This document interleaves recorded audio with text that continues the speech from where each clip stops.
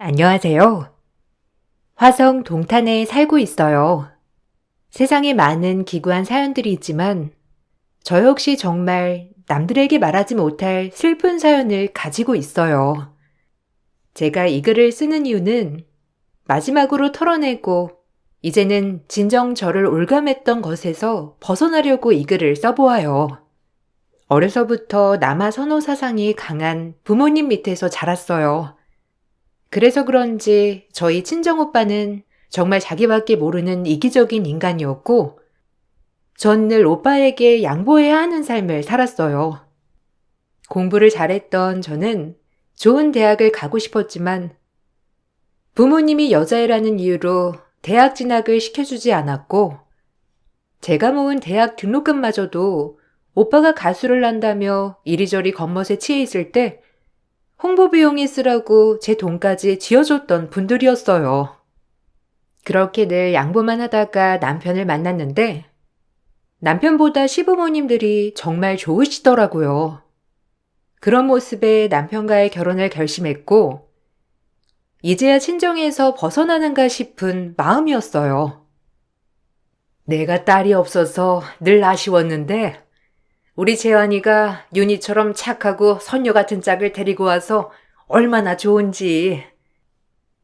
어머님이 그렇게 말씀해 주시니까 너무 좋은데요. 재한 씨한테 한참이나 모자라지만 그래도 노력해서 잘해볼게요. 아니야. 모자란 게 어디 있니? 다 맞춰가는 거지. 난 윤희가 재한이한테 모자라다고 생각해 본 적 단 한 번도 없어. 그러니까 우리 앞으로 시어머니와 며느리가 아닌 딸과 엄마 같은 마음으로 잘 지내보자. 섭섭한 거 있으면 바로 얘기하면서 지내자고. 네, 어머님. 어머님도 혹시 저에게 질책할 것이 있으면 바로 말씀해 주세요. 저도 어머님 마음에 들게끔 바로 고칠 테니까요. 아, 무슨 서론이 이리 길어?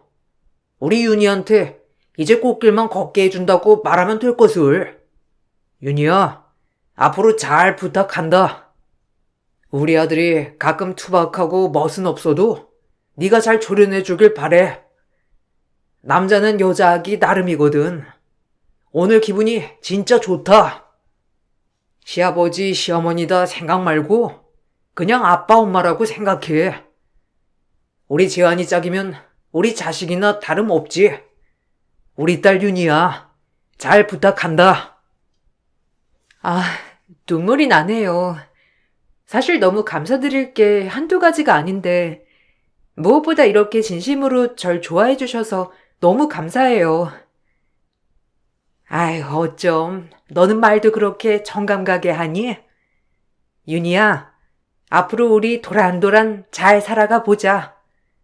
나도 시어머니가 처음이라 설레거든. 친정엄마에게도 이런 따뜻함을 느껴본 적이 없던 터라 시부모님은 너무 좋았어요.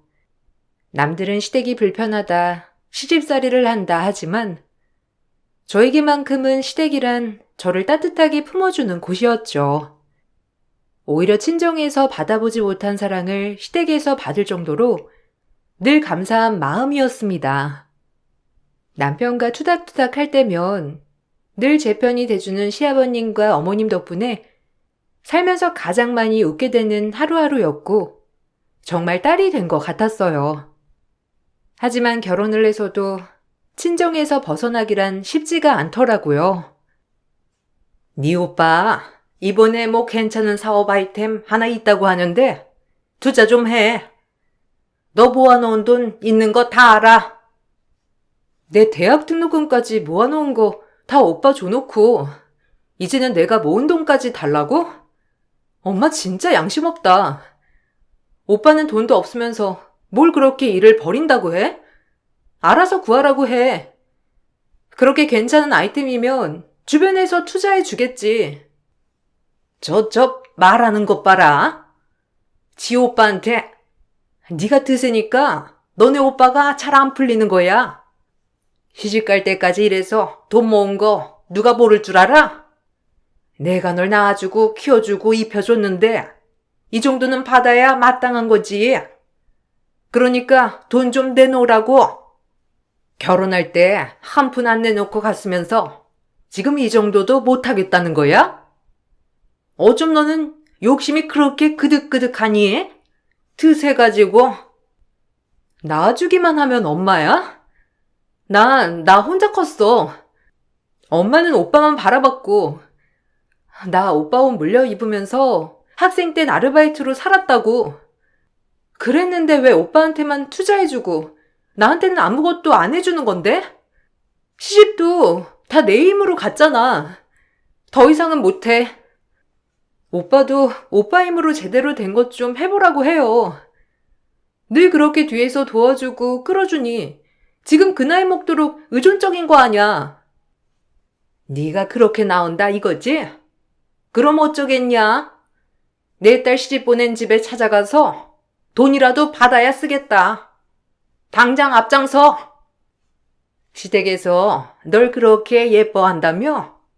그럼 이 정도는 해주겠지. 그렇게 예쁜 며느리인데 돈 한 푼 아쉽겠니? 네가 안 주면 이렇게 할 거야. 엄마는 말이 통하지 않는 분이었어요. 정말 어이없게도 저희 시댁에 찾아가서 앞으로의 제가 시댁살이를 할 것이니 그것의 대가를 받아야 한다고 엄포를 놓았고, 저희 엄마 성질을 알기에 그런 모습은 당연할 거라고 생각했습니다. 전 결국 어느 정도 모아놓았던 돈을 엄마에게 주었고, 엄마는 그제야 딸 취급을 해주더라고요.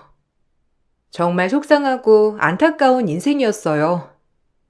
그때는 제가 너무 불쌍하다고 생각한 적이 한두 번이 아니었습니다. 부모가 맞는지조차 의심스러웠고, 차라리 계모였다면 오히려 이해가 가능하다고 생각할 정도였으니까요. 전 늘 친정에 돈 버는 기계 그 이상도 그 이하도 아닌 느낌이었어요. 이게 마지막이야.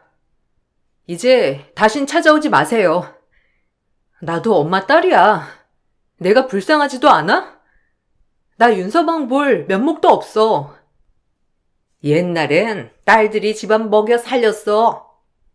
남자 큰일 하려면 딸들이 희생해야 맞는 거지. 나 원망 마라. 너 그래도 이렇게 좋은 집에 시집 갔으니까 그것도 누구 덕이니? 내가 너 키워준 덕이지. 네가 어디 이런 집에 시집 갈 수나 있었어? 내 덕분인 거지. 전화 제깍 받아. 아주 엄마 전화라면 받지도 않아요. 기집애 가. 깍쟁이 같아가지고. 엄마 간다. 이 돈은 잘 쓸게.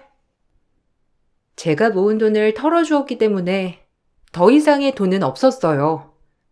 그래도 여윳돈이라도 가지고 있고 싶었지만 엄마 등살에 못 이겨 내놓은 돈이었죠. 하지만 이 모든 사실을 남편에게 말하기란 쉽지가 않더라고요. 남편은 정말 좋은 사람이었고 저희 친정의 치부를 밝히기란 저 역시 너무 수치스러웠거든요. 그래도 남편은 눈치가 빨라서 그런지 어느 정도 알고 있기는 하였어요. 대충 친정에 가면 엄마가 저에게 대하는 태도와 말투를 보고 남편은 조금 의아한 얼굴을 보이기도 하였거든요. 당신 이제 우리 집에서 행복하게 지내. 그동안 마음고생한 거 다 내가 이해하니까 이제라도 행복했으면 좋겠어. 내가 무슨 복이 있어서 당신 같은 사람을 만나고 시부모님을 만났을까 싶어. 사실 부모님께 받지 못했던 사랑을 시부모님이 주시는 것 같아서 너무 좋거든. 시부모님은 내가 정말 내 부모님이라고 여기면서 살 거니까 걱정하지 마. 엄마도 자기 보면 늘 챙겨주고 싶다고 하쇼. 이게 다 마음이 통하나 봐. 당신이랑 엄마랑. 우리 가족 행복길만 걷자. 그리고 혹시라도 말 못할 사정이 있어도 나에겐 다 얘기해. 그래야 내가 널 도와주지. 혼자 끙끙 앓지 말란 말이야. 가족에게 한 번도 따뜻함을 느껴본 적 없던 터라 이런 마음들은 저에게 정말 기쁨이 되어 돌아왔어요. 그리고 전 결혼 후 임신이 되지 않아 늘 고민이었는데 드디어 6년 만에 임신을 하였습니다. 제 기쁨은 말로 할 것 없고 시부모님들이 정말 좋아하셨어요. 6년 동안 제가 스트레스 받을까봐 단 한 번도 임신 이야기를 꺼낸 적조차 없는 시부모님이었거든요. 우리 윤이 정말 장하다. 그래도 네 몸이 제일 중요하니까 늘 신경 써. 아이보다도 산모 건강이 우선이니. 딸이든 아들이든 그저 건강하게 낳는 게 최고야. 윤희 이제 스트레스 받지 말고 집에서 푹 쉬면서 대교에 전념하거라. 에이, 아니에요. 그래도 할 건 할 수 있어요. 어머님, 아버님이 이렇게 좋아하시는 거 보니까 저 진짜 너무 좋은데요? 진작 임신 소식을 들려드렸어야 했는데 정말 죄송해요. 힘들게 가진 만큼 더 건강에 힘쓰고 아이 꼭 순산하도록 할게요. 아이도 아이지만 윤희야, 네가 더 소중해 우리는. 그러니까 스트레스가 찌약이거든. 스트레스 받지 않도록 해야 돼. 힘들게 가진 아이지만 제 몸을 더 많이 신경 써주시는 시부모님에게 정말 감동하였어요. 그리고 행복한 임신 기간을 보낼 거라고 다짐했습니다. 사실 임신을 하니 딸이든 아들이든 정말 기쁜 마음이 들었는데 내 부모님은 왜 그러셨나 오히려 원망이 들 때가 많았어요. 난 우리 아이에게 절대 그런 감정을 들게 하지 않을 거라고 다짐하고 또 다짐하였어요. 그러나 그 행복은 오래가지 못했고 또다시 돈 얘기를 하러 저를 찾아온 엄마 때문에 정말 힘든 날이었어요. 엄마는 돈을 요구하면서도 정말 뻔뻔했거든요. 네 오빠 사업 그거 알지? 어려워졌다더라. 이럴 때 형제 좋다는 게 뭐니? 네가 가진 것 좀 다시 내놔야겠어. 엄마, 나 임신했어. 그리고 결혼하고 일도 쉰 거 알잖아. 내가 무슨 돈이 있어서 오빠한테 돈을 해주냔 말이야. 아니 윤서방이 그렇게 잘 나가는데 네가 돈이 없다는 게 말이 돼? 너네 시댁도 잘 살잖아. 용통 좀 해봐. 내가 널 그러라고 시집 보낸 거지. 이 정도도 안 할 거면 널 시집 보냈겠어? 내 옆에 붙여놓고 일이나 시켰지. 1억 정도만 있으면 돼. 1억이 누구네 집 애 이름이냐고. 지금 경제관리고 뭐고 다 윤서방이 하니까 나한테 돈 얘기하지 말아요. 나 돈 한 푼 없으니. 저 독한 기집애? 니네 오빠가 죽어도 좋아? 니네 오빠 지금 어려워서 죽는다마다 하는 마당이야. 네가 동생으로서 그러면 안 되잖아. 이번만 봐줘라. 오빠 이번 고비만 넘기면 일어설 수 있어. 수익금도 나올 거야. 너한테 무턱대고 주라고 하는 거 아니야. 네가 투자한다고 생각하면 돼. 당연히 수익금은 너에게 줄 거고 절대 그냥 달라는 거 아니니까 엄마 좀 믿어봐. 글쎄 엄마, 투자금이고 뭐고 없다니까? 오빠 사정이야 딱하지만 진짜 없어서 그래요. 이번엔 못 도와줄 것 같아 엄마. 어쩜 넌 너밖에 모르니? 니네 오빠가 불쌍하지도 않아?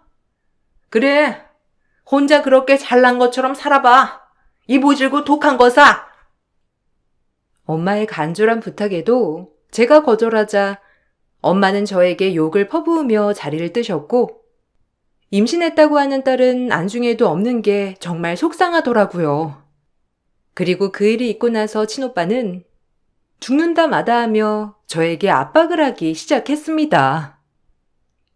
그래, 내가 죽어도 좋다는 거지? 나 이제 돈 날 구멍도 없고 그냥 한강다리 가서 뛰어내리면 그만이야.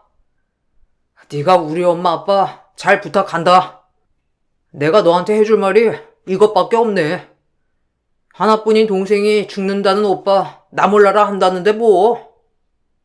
오빠, 진짜 정신 차려. 그놈의 사업 이제 접을 때도 되지 않았어? 세상에 할 일이 얼마나 많은데 아직도 거기에 목숨 거냐고. 그러니까 이제 적고 내 인생도 적겠다는 거 아니야. 됐지?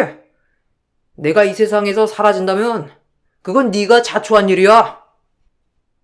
오빠의 말에 정말 큰 충격을 받았으나 차마 남편에겐 얘기하기 쉽지 않았어요. 남편이 알게 되면 제 자신이 너무 불쌍해 보일 것 같고 이런 짐까지 지게 하고 싶지 않았거든요. 죽는다는 오빠가 무서워 전 해서는 안 되는 짓을 해버렸어요.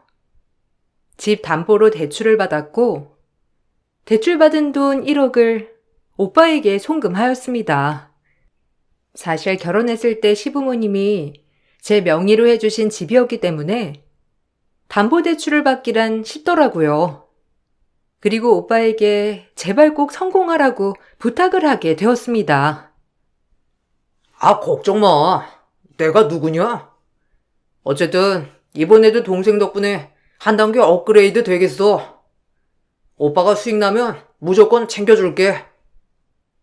그래. 이번엔 그냥 주는 게 아니라 너 수익금 건질 수 있다니까. 나중에 오빠한테 고맙다고 절이나 하지 마라. 네 오빠는 우리 집을 일으킬 장손 중에 대단한 장손이니까 아마 이렇게 집이 일어나면 너네 시댁보다 더한 부자가 될걸? 너 아주 좋은 투자하는 줄 알아. 남들은 못해서 한달인 거 네가 형제니까 끼워준 거야. 그러니까 이제 앉은 자리에서 돈 벌 생각만 해. 꼭 돌려줘야 할 돈이야 이건. 나 윤서방 알면 진짜 면목 없거든. 그러니까 형편 피는 대로 줘야 돼. 알겠지 오빠? 알겠다니까. 내가 설마 동생 돈을 띄어먹냐? 나 그 정도로 파렴치하지 않아. 그 돈의 수익까지 따따블로 얹어줄게. 아, 못 믿겠으면 각서 쓰고 공증 받아. 내가 그 정도도 신뢰가 없냐?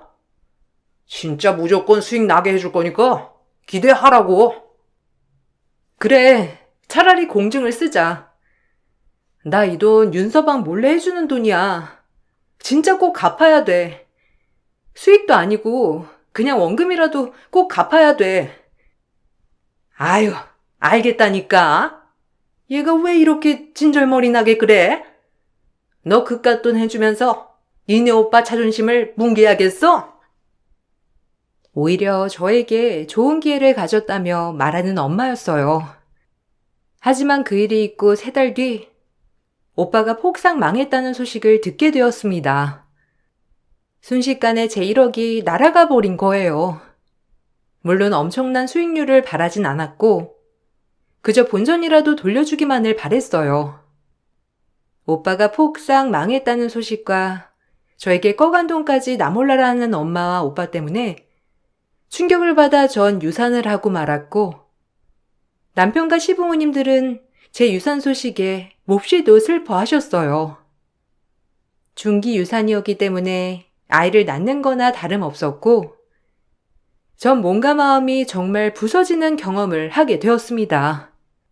하지만 제가 그렇게 슬퍼할 때 정작 친정엄마는 옆에 없더라고요.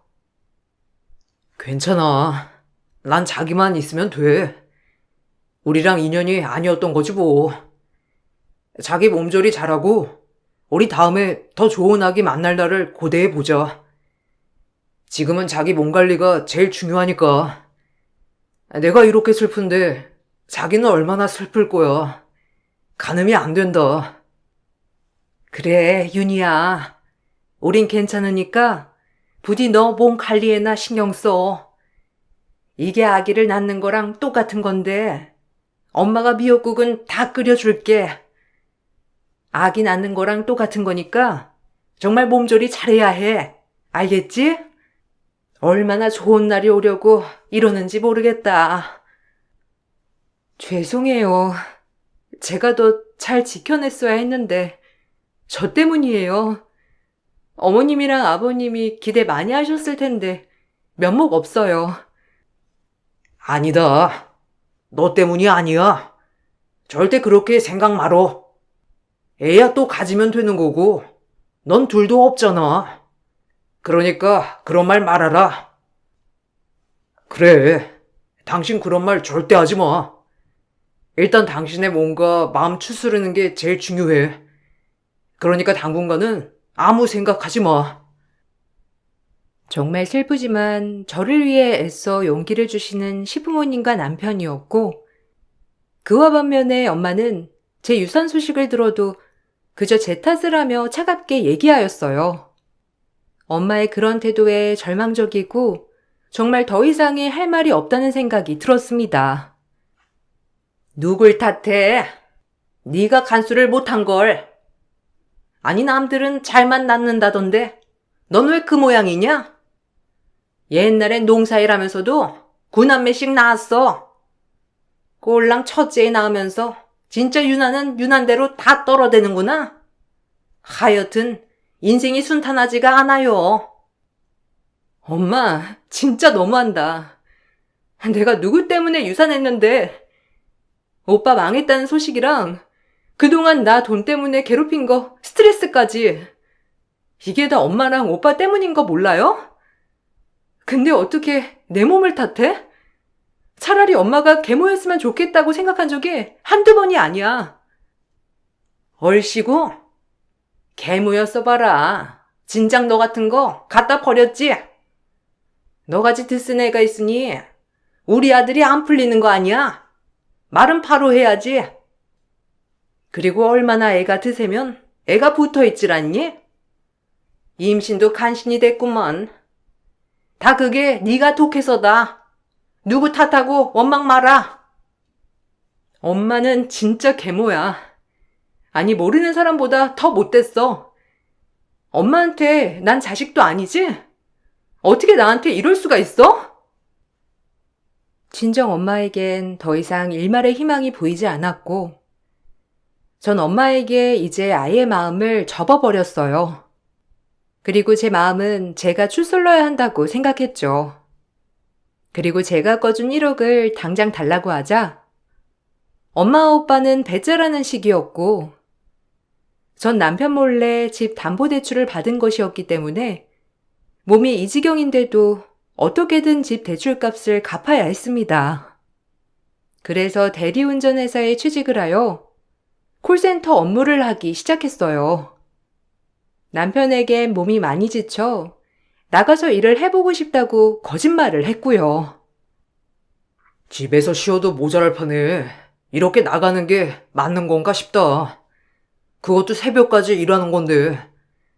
아무리 전화 업무지만 힘들어.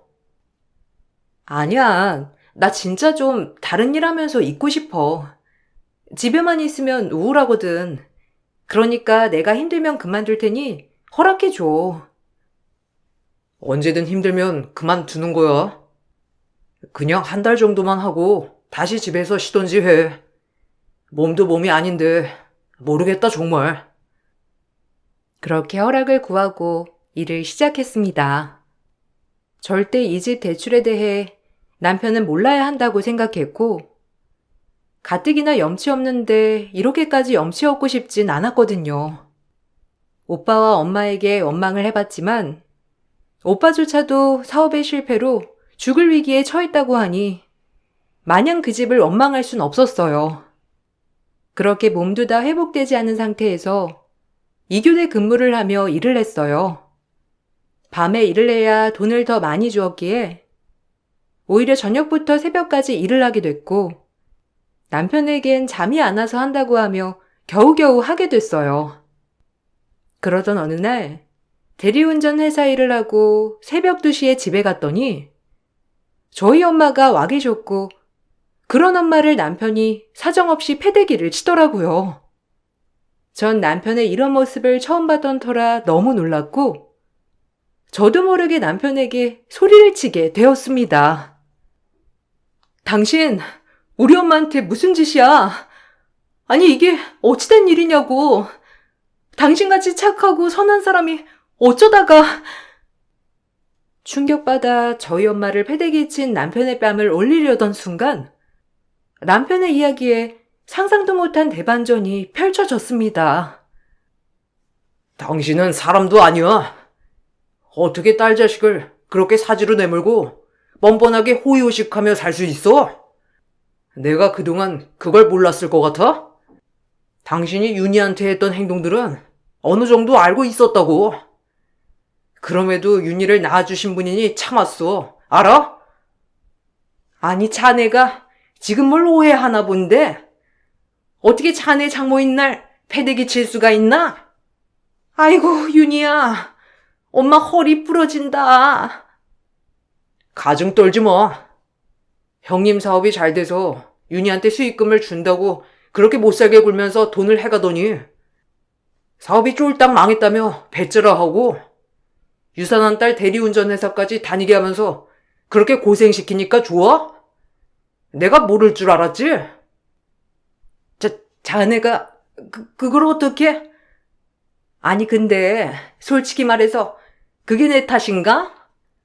얘 오빠도 그 일 한번 잘해보겠다고 한 건데 그렇게 된 거고, 윤희도 지 오빠 생각해서 해준 걸 가지고 왜 자네가 난리야? 그게 날 패대기 칠 이유라도 된다는 건가?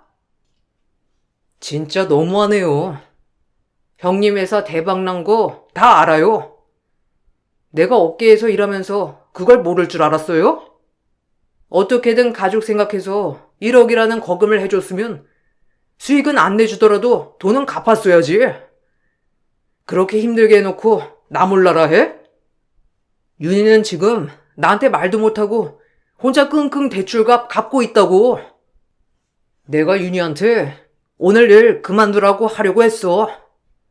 그동안엔 정신적으로 오히려 생각할 게 많다고 하니 나가서 일이라도 하면서 바빠봐라 했지만 도저히 못 보겠어서 그만두라고 하려던 찰나에 당신이 온 거야. 근데 온 이유가 윤희한테 또 돈 얘기를 하러 와? 진짜 양심 없다. 어떻게 엄마라는 사람이 이래요?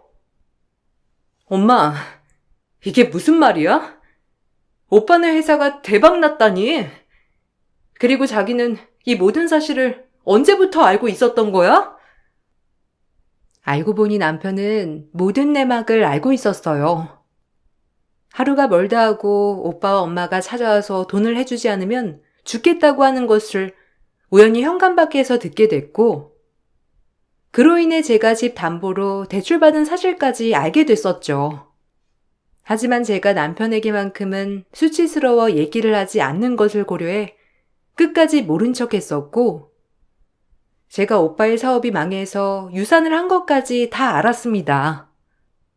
그럼에도 불구하고 제가 아무런 얘기가 없자 본인 또한 이 일을 덮으려 했는데, 그날 엄마는 남편과 저에게 얘기도 없이 저희 집에 와 계셨고, 남편이 어쩐 일로 오셨냐고 묻자 아무렇지 않게 돈 얘기를 하러 왔다는 그 말에 화를 주체할 수 없었던 거예요. 그땐 잘 됐었는데 지금은 다시 고꾸라졌단 말이야. 딱 5천이면 되네. 그래 뭐 이왕 자네가 알았다고 하니 5천만 해줘. 자네 그 정도 능력은 있잖아. 그리고 넌 왜 윤서방한테 이런 얘기를 안 한 거야? 돈 얘기를 하려면 윤서방한테 하는 게 낫지. 진짜 뻔뻔하다. 수익이 났으면서도 내 돈은 안 갚고 지금 나 유산시키고 유산한 딸 사지로 내몬 거 아니야? 그래놓고 다시 좀 어려워지는 것 같으니까 그런 나한테 돈을 또 끌어와? 아니, 나한테 꿔가는 돈은 그냥 나오는 돈이라고 생각하나 보지? 갚아도 되지 않는 돈 말이야. 진짜 대단하다. 어떻게 엄마가 이래? 내가 엄마 딸이긴 한 거야? 난 엄마 때문에 아기를 잃었어. 태어나지도 않은 애를 잃은 거 가지고 뭘 그리 대수야? 난 네 그 뱃속 아기보다 우리 아들이 더 소중해. 그러니까 담보대출 좀 더 받아서 우리 아들 좀 도와줘라. 솔직히 그 정도는 해줄 수 있는 거 아니니? 그때 보니까 좀만 더 하면 완전한 대성공을 거둘 거란 말이야. 지금 잠깐 자금이 또 부족해서 살짝 꺾였어. 그러니까 네가 이번에도 오빠 좀 도와줘라. 미쳐도 단단히 미쳤어. 어떻게 딸한테 이럴 수가 있는지. 당신한텐 미안하지만 이제 못 참겠다. 정말 끔찍해.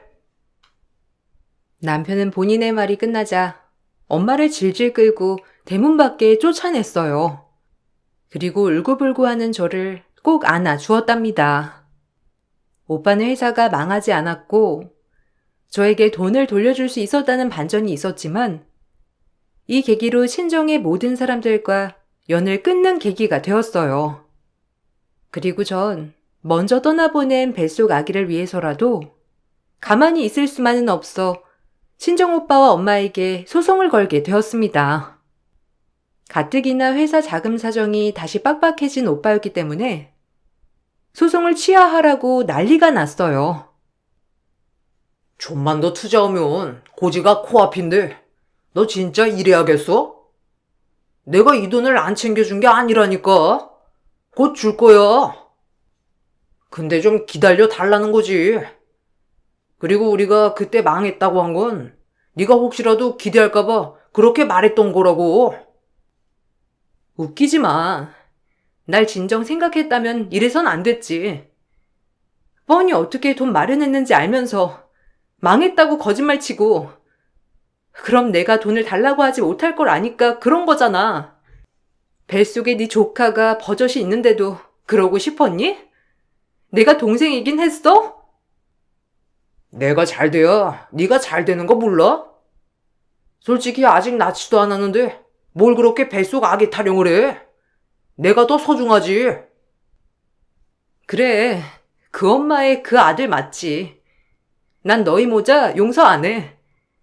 그리고 이젠 다신 볼 일 없을 거야. 어차피 엄마도 내가 자식이 아니라 돈줄이었으니 그거 말곤 아쉬울 게 없겠지. 엄마한텐 너 하나만 있으면 되니까. 그리고 내가 꺼준 돈 다 돌려받을 거니 그리 알아. 친정오빠에게 돈을 해줬을 때 변호사 공증을 받은 게 생각이 나더라고요. 오빠가 쓴 각서를 제출했고 임신 12주가 지났기 때문에 자연유산이 아닌 산모가 견딜 수 없을 정도의 극심한 스트레스나 충격이 있었을 것으로 판단한 의사 선생님에 따라 외부 요인으로 인해 아이가 유산이 되었다는 진단서를 써주었어요. 그것을 토대로 위자료 소송까지 이어져 갔어요. 가족을 상대로 소송을 한다는 게 정말이지 정신적 스트레스가 어마어마하더라고요. 그렇지만 이번엔 절대 가만히 있을 수 없다는 것을 보여주고 싶어 절대 포기하지 않았답니다. 그렇게 전 친정을 상대로 위자료와 투자 비용을 받아낼 수 있었어요. 그리고 오빠는 회사의 자금난과 더불어 소송에 막대한 시간과 돈을 쓰느라 진행하고 있는 프로젝트가 엎어졌고 그로 인해 조금 잘 되고 있던 회사마저도 고꾸라졌어요. 본인들의 욕심 때문에 모든 벌을 받는 것이라고 생각이 들더라고요. 이것 말고도 평생을 희생한 대가를 따져물어 다 받아내고 싶었지만 정말 이것 또한 못할 짓이라는 것을 뼈저리게 느꼈어요. 지 오빠를 아주 사지로 몰아넣는 나쁜 것. 너 어디 너 혼자 잘 살겠다고 그렇게 살아봐. 애가 들어서나. 네가 못됐으니 애도 늦게 들어선 거고 그마저도 잃은 거야. 다신 엄마라고 부르지도 말고 찾아오지도 마라. 너 같은 건 딸로 두지 않을 거야. 아줌마, 저야말로 다신 안 봐요. 그리고 누가 아쉬운지 보자고. 무슨 긴 말이 필요하겠어. 당신한테 사과받고 싶은 마음 추워도 없고 이제 그냥 보지 않고 싶은 마음뿐이야. 당신이 그렇게 아끼고 사랑하는 귀한 아들이랑 천년만년 행복해 보세요. 저 독한 기집애. 네가 그렇게 드세니까 니네 오빠가 잘 안 풀리는 거야. 지가 누구 덕에 태어났는데 저렇게 못돼 처먹어. 그것이 친정엄마와의 마지막이었어요. 소송이 끝나고 돈거래가 끝남과 동시에 아예 안 보고 살았는데 어느 날 잊고 살았던 친정오빠에게 엄마의 부고 문자가 왔더라고요. 한참을 고민 끝에 엄마의 장례식에 참석하게 되었고 얘기를 듣기론 엄마는 가난 말기로 세상을 떠나셨다고 했어요. 하지만 끝끝내 저에 대한 아무런 미안함도 얘기하지 않았다고 했고, 친정오빠는 예전에 봤던 모습이 아닌 굉장히 늙고 이도 많이 빠졌더라고요. 고작 40대인데도 불구하고 60대 같은 모습이었어요. 저와의 소송이 끝나고 그동안 어떻게 살았는지 훤히 보이는 모습이었고, 막상 그 모습을 보니 기분이 좋진 않았어요. 너랑 그렇게 되고 뭐 사업이 잘 될 일이 있냐? 다 말아먹고 엄만 안 걸리고 난리였어. 벌 받은 거지 우리가. 그래도 이렇게 장례식에 와줘서 고맙다. 사실 엄마 장례식도 안 오면 어떡하나 했는데 이제야 반성하는 나도 참 웃기지? 우리가 너한테 못할 짓 진짜 많이 했지. 그게 그땐 당연한 줄 알았는데 정말 지나고 보니 다 우리가 받는 벌이었지 뭐야. 그러게, 지금 오빠 꼴 진짜 말도 못하다. 열심히 살아. 일 저일 따지지 말고 그저 성실하게. 그런 빛을 맞는 순간이 올 거야. 그동안 미안했다. 너 만나면 꼭 사과는 하고 싶었어. 엄마 때문에 너한테 사과도 못했고 어려서부터 엄마 등살에 나도 내가 최고인 줄 알고 살았는데 너한테 미안한 게 진짜 많았어.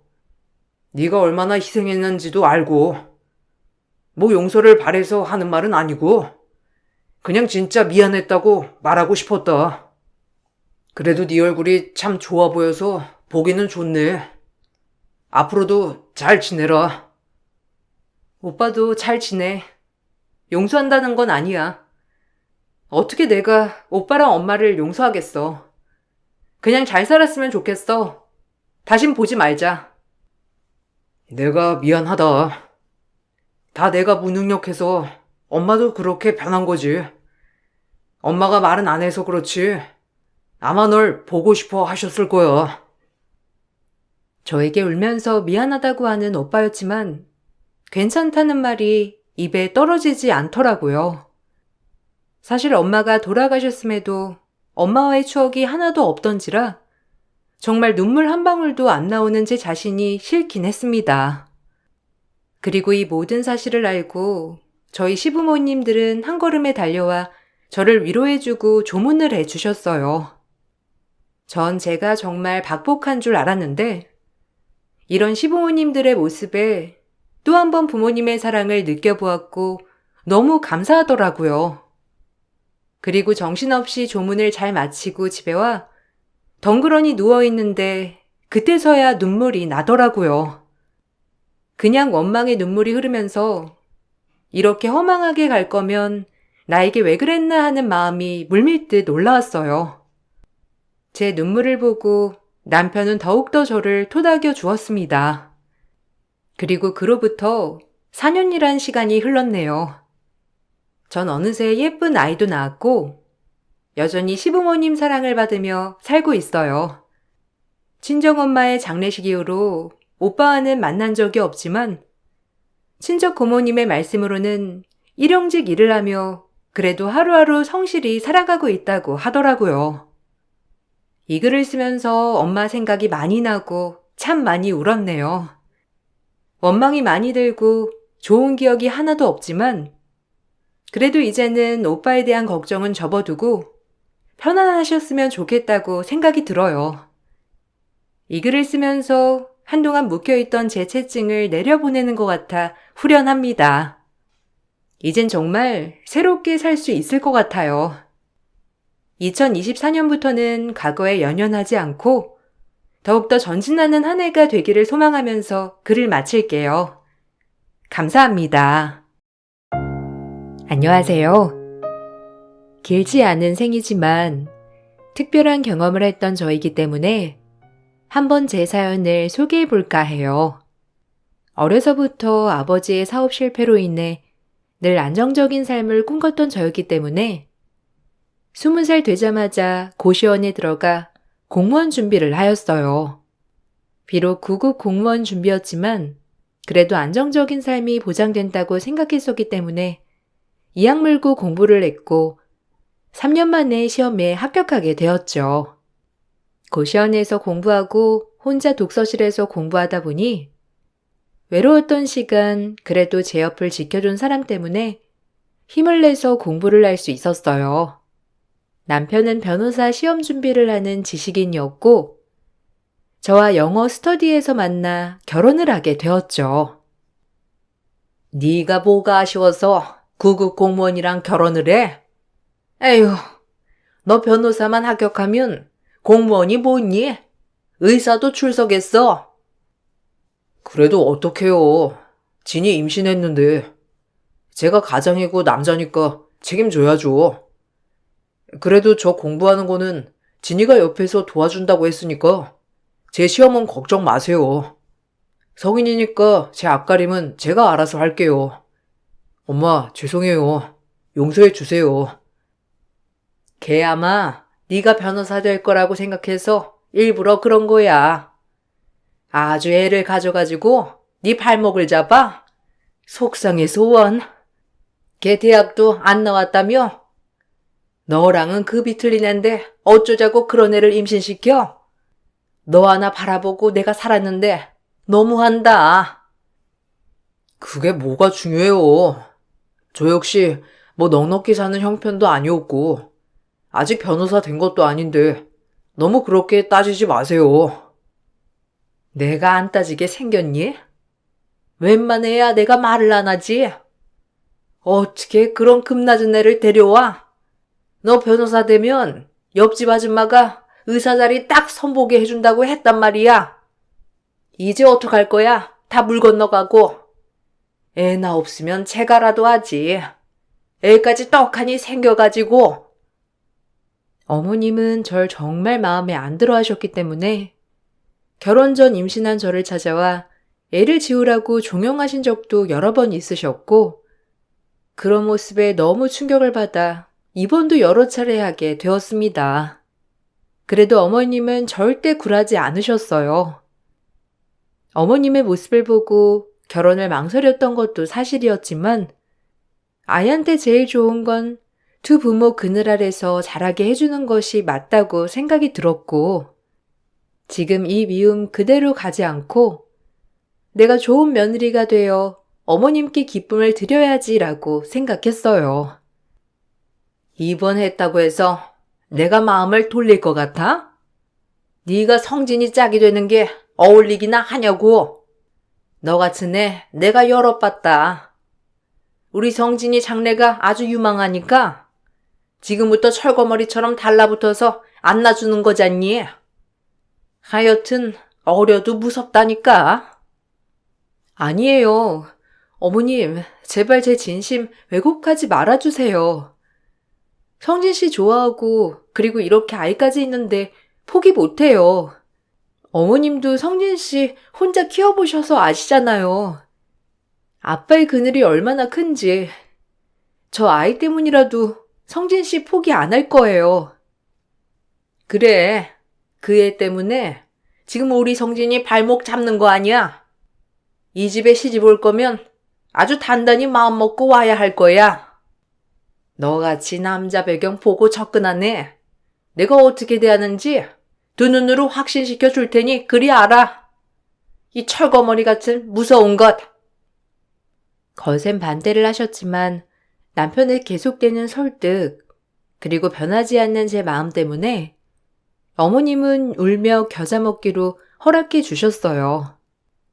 결혼 후 고난은 있겠지만 그래도 행복이 더 클 거라고 생각했어요. 하지만 여전히 시어머니는 본인 아들은 변호사가 될 거라며 구급 공무원인 절 못마땅히 여기셨고 절 보면 한숨과 함께 비난 섞인 조롱을 일삼으셨습니다. 그럴 때마다 이런 생각이 들더라고요. 아직 변호사가 된 것도 아니었고 시험 공부를 하는 남편인데 왜 저러시나 말이에요. 저희 집에선 두 팔 벌려 환영하는 남편이었어서 속상하면서도 부모님께 참 죄송했어요. 부족하지만 그래도 사랑으로 절 키워주신 분들인데 왜 제가 이런 취급을 당하나 했거든요. 오서방, 공부하랴 임신한 너 돌보랴. 아주 바쁘겠어. 너무 힘들게 하지 말고 혹시라도 뭐 먹고 싶은 건 엄마한테 얘기해. 공부하는 사람한테 이거 먹고 싶다, 저거 먹고 싶다 하지 말고. 알겠지? 오서방은 아마 변호사가 아니라 다른 거에도 잘할 거야. 엄마는 오서방이 그렇게 마음에 들어? 변호사가 될 것 같아서 그러는 거야? 아니면 그냥 내가 좋아하니까 좋은 거야? 변호사가 되면 좋지만 안 되면 어떠니? 너 그렇게 살뜰히 챙겨주고 우리 집에 잘하고 엄마는 그거면 됐어. 그리고 아무리 시어머니가 마음에 안 들어 하셔도 언젠가 다 마음 푸실 거다. 기하게 키운 아들 갑자기 결혼한다고 하니 섭섭해서 그러실 거야. 어른들 마음 다 똑같지 뭐. 그리고 옛날 분이라 더 그러시고. 그러니까 네가 더 잘해드리고 잘 보셔. 내가 알아서 잘하지. 엄마는 참 요즘 시대가 어느 시대인데 딸 가진 부모라고 그렇게 수구려. 내가 잘할 거니까 엄마가 그럴 필요 없어. 자꾸 그러면 내가 더 속상하고 엄마한테 미안하잖아. 나 잘 살 테니까 꼭 지켜봐줘, 엄마. 그 모습 보여줄게.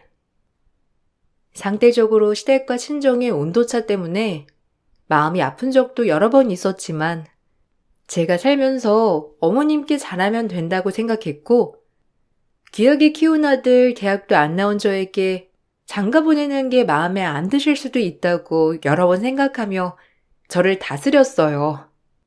하지만 어머님은 제가 생각했던 것 이상으로 무서우신 분이었고 임신한 저를 챙겨주시기보다 오히려 부려먹으셨어요. 너 임신한 거 유세 아니니까 내일 시장 봐가지고 연포탕이나 끓여놔. 이맘때쯤 우리 성진이 연포탕 먹고 기운 내거든. 네가 이제 성진이 와이프니까 다 챙겨야 할 거 아니야? 가진 것도 없고 머리에 든 것도 없는 네가 이런 거라도 안 하면 어쩌니? 어머님, 저 마음에 안 드시는 건 알지만 그래도 전 어머님이랑 잘 지내보고 싶어요. 성진 씨 어머님이니까 더 잘하고 싶고요. 잘할 필요 없다. 네 끝이 여기 며느리로서 끝날 것 같니? 지금이야 성진이가 콩깍지가 씌어서 못 말리지만 곧 두고 봐. 넌 이 집에서 쫓겨날 거다. 그러니 임신 초기 때 애 지우는 거 잘 생각해봐. 난 너한테서 나온 우리 성진이 자식 안 반가우니까. 어머님, 제 뱃속 아이가 듣고 있어요. 어떻게 자식도 낳아서 키워보신 분이 그런 말씀을 하실 수가 있어요? 그 정도로 네가 싫다는 거야. 나이가 어려서 그런가? 대놓고 말해도 못 알아듣네. 나한테 잘 보일 생각 마라. 내 맘 안 돌릴 테니. 충격적으로 말씀하신 적도 여러 번이었고 이게 반복이 되자 잘하겠다는 마음도 점점 사라졌습니다. 더더욱 못 참겠는 건 제 뱃속 아이까지도 비렁뱅이 취급하는 시어머니는 못 참겠다고 느껴졌어요. 그렇게 스트레스를 받아서인지 결국 유산을 하게 되었고 제가 유산을 하자 남편도 이대로 있으면 안 되겠다 싶었는지 분가를 선언했습니다. 애를 잃고 이제야 이런 판단을 한 남편에게 조금 서운했던 것도 사실이었지만 힘든 제 마음을 참 잘 달래주는 남편이었기 때문에 조금 더 힘내보자라고 생각했어요. 저희 나가 살게요. 도저히 못 살겠어요. 자주 올 거니까 너무 섭섭하게 생각 마시고 그냥 이해해 주셨으면 좋겠어요. 뭐라고? 지금 날 버리고 나가겠다는 거냐? 저런 애 유산한 게 뭐가 태수라고? 네가 집을 나가 살아? 내가 밥도 해줘야 하는데. 엄마, 저 진이랑 결혼했고 앞으로 평생 같이 살 건데 진이한테 이러는 거 진짜 아닌 것 같아요. 죄송해요. 이해해 주세요. 네가 말해봐라. 너 나가 살고 싶어? 그렇게 애 떨어진 거 가지고 네 남편 꼬드겨서 나가고 싶냐고. 네가 얘기해. 네, 나가고 싶어요, 어머님. 참아보려 했는데 이렇게 된 이상 저도 숨 좀 쉬면서 살고 싶어요. 이해해 주셨으면 좋겠어요. 난 우리 아기랑 네가 제일 소중해. 그렇게 스트레스 받는다면 그래야지. 나도 공부하러 나가면 마음이 불편하거든. 미안해. 당신이랑 어머님 사이에서 내가 이런 사람이 되고 싶진 않았는데 계속되는 모욕을 견디기가 너무 힘드네. 얼씨구? 아주 북치고 장구치고. 그래, 너희끼리 어디 한번 잘해봐라. 고향 것. 감히 내 아들을 꼬셔가지고. 결국 저희는 분가를 하게 되었고, 분가를 하자 시어머니는 더욱더 저를 싫어하시게 되었는데 이해했습니다. 어찌 보면 분가한 이유가 제가 원해서 한 것도 있기 때문에 할 말이 없긴 했거든요. 하지만 어머님은 거기에 그치지 않고 제가 일하는 곳에 찾아와 저에게 망신을 주려고 하셨고, 그런 이유로 제가 일하는 곳에서 저의 이런 사정들을 다 알게 되었습니다. 여기에 우리 아들 뺏어간 것이 이런 동사무소에서 근무하는 게 말이 됩니까? 이런 민원을 담당하는 데서 말이 되냐고요? 아유, 선생님, 여기서 이러시면 안 됩니다. 업무 방해죄세요. 얼른 돌아가시고 가정일은 가정에서 알아서 해결하세요. 당신도 한패야? 우리 며느리가 우리 아들을 꼬여내서 지금 날 버렸다니까? 늙은 시엄이 혼자 살게 내버려두고 지들끼리 나가 산다고. 그런 양심 없는 것이 여기서 일하는 게 말이 돼요? 그딴 게 공무원이라고. 우리 아들은 변호사 될 사람인데 저것이 덕하니 임신해서 우리 아들을 꼬여냈다고. 그러더니 아들을 꼬셔서 이 집을 나가게 만들어? 동네 사람들 들어보세요. 어머님, 지금 여기서 뭐 하시는 거예요? 아, 진짜 너무하시네요. 어떻게 이렇게까지 하실 수가 있어요? 제가 뭘 그리 잘못했다고 이러시는 거냐고요. 일단 돌아가시고 제가 이따 집에 들릴 테니 그때 이야기하세요. 여긴 제 직장이잖아요. 창피한 건 아나보지? 여우 같은 게 우리 아들 꼬여내서 집 나가게 한 게 창피하기도 하겠지. 나쁜 것. 네가 그런 인간이라는 거야. 회사에서는 저에게 경고를 주었고 어찌됐건 전 회사에서 이상한 며느리가 되어 있었습니다. 집에 와 남편에게 하소연을 하니 처음에 제 편이 되어주던 남편은 저에게 불같이 화를 내며 남편이 맞나 싶을 정도로 당황스럽게 돌변하더라고요. 아마도 이쯤 남편은 저와 시어머니 사이에서 모든 것이 지쳐갔었고 공부하랴 고부 사이 눈치 보랴 힘들어하는 게 보였습니다. 분가도 했는데 나더러 어쩌라는 거야? 내가 엄마 벌을 묶어둘 순 없잖아. 본인이 거기 가서 따지는 걸 내가 어떻게 막아? 아, 당신 고작 할 말이 그거야? 내가 당신한테 맨날 어머님 얘기하는 것도 아니고 오늘 있었던 일에 대해서 얘기도 못해? 질린다, 너나 엄마나. 이래서 아무나랑 결혼하는 게 아닌데 내가 미쳤지? 그때 애만 안 가졌어도 내가 이러고 있진 않았겠지. 공부도 훨씬 잘 됐을 거고 변호사도 진작 됐을 거야. 이게 다 너 때문이야. 너 만나서 내 인생이 꼬였다고. 분해 죽겠네. 뭐? 당신 내가 알던 사람 맞아? 모든 거 다 당신이 선택한 일이면서 지금 와서 내 탓을 하는 거야? 너무한다 진짜. 갑작스레 변해 있는 남편에게 당황했던 것도 사실이었지만 한편으론 안쓰러운 생각이 들었고 그렇게 시간은 흘렀어요. 그날 이후 남편과 대면대면 부부 사이가 맞는지 의심이 들 정도로 지냈지만 중요한 시험 공부를 하니 예민해서 그렇겠다 싶은 마음이 들면서 제가 더 이해해야지라는 생각을 하게 되었습니다.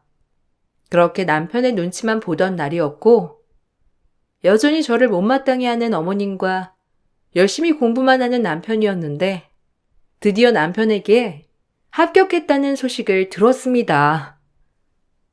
아이고, 우리 변호사님. 이제 됐어. 네 인생, 엄마 인생 활짝 폈다고. 고맙다, 우리 아들. 너무 대견해. 뭐 당연히 되는 시험이었는데 뭘 그렇게 좋아하세요? 제 머리가 보통 머리도 아니고 이제 호강시켜 드릴게요. 호강을 시켜주려면 당장 쟤랑 끝내기부터 해라. 너 제가라고 해도 애도 없고 변호사에 선자리 줄 섰어. 뭐가 아쉬워서 저런 애랑 결혼 생활을 유지해? 겨우 9급 공무원이랑 쟤 평생 가야 6급밖에 더 되겠어? 그래봤자 꼴랑 300 얼마 받을 텐데 요즘 물가가 보통 물가냐? 이래서 전문직 여성이랑 결혼해야 하는 거야. 네 이세도 머리는 좋아야 할 거 아니야. 내 말이 틀려? 그래도 어떻게 그래요? 한번 결혼도 했고 무슨 수로 그러냐고요. 그리고 진이가 지 뒷바라지 한 것도 생각해 보세요. 그거야 지가 좋아서 한 거지. 누가 해달랬냐? 지도 네가 변호사 될 줄 알고 발벗고 네 뒷바라지 나선 거 아니야. 걔가 변호사 3호 되는 꼴은 난 죽어도 못 보니까 그리 알아. 이 엄마랑 손절하지 않으려거든. 잘 생각해. 내가 널 어떻게 키웠는지. 남편을 축하하는 마음이 들어 너무 설렌 저와는 다르게 남편과 시어머니는 서서히 저와 멀어질 계략을 꾸미고 있었어요. 그것도 모르고 전 그동안 고생한 남편을 축하한답시고 친정엄마가 해다 주신 염소탕과 친정아빠의 산삼주까지 대령하며 축하를 해주었습니다.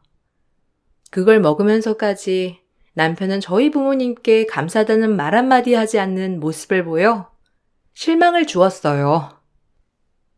이거 엄마랑 아빠가 자기 축하한다고 보내신 건데 그래도 먹으면서 우리 부모님한테 전화 한 통은 할 수 있지 않아? 아, 뭐 생색내냐? 본인들도 좋아서 보내신 거 아니야? 엄마 말이 딱 맞아. 내가 변호사 되면 당신이랑 장인 장모가 더 좋아할 거라고 하던데. 설마 나한테 뭐 바라고 이러시는 거 아니지? 나 그러면 엄청 부담스러운데. 그러면 곤란해. 뭐? 당신 그렇게 우리 엄마 아빠를 몰라? 어떻게 그런 말을 해? 그저 오랫동안 고생한 당신한테 축하한다고 하는 거지. 진짜 말 섭섭해한다. 어머님이 그렇게 얘기하셨다고 해도 당신이 걸러 들어야지. 그걸 그대로 듣고 있어? 진짜 너무하네. 당신이 공부하느라 너무 예민해서 말을 안 했다지만 우리가 부모긴 한 거야? 통 나랑 대화도 안 하고 매일 무뚝뚝하게 그러잖아. 따지냐? 네가 날 이렇게 만든 거야. 그러니까 우리 엄마 비위 좀 잘 맞추고 살지. 왜 우리 엄마 눈 밖에 나서는. 내가 제일 소중하다고 할 땐 언제고 이제 와서 그러는 거야?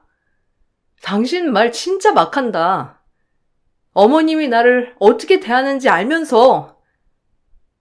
제 말에 남편은 한마디도 없었지만 너무 섭섭한 마음은 어찌할 수 없었고 남편이 변호사가 됐다고 하자 절 못마땅해 여기던 시어머니 또한 더더욱 심하게 저를 떼어놓으려고 했습니다.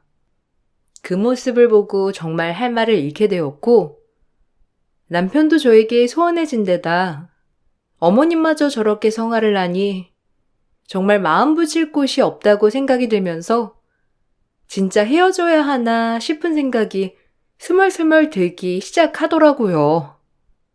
인생 한 번인데 내가 왜 이런 취급을 받고 우울하게 살아야 하나 싶었거든요.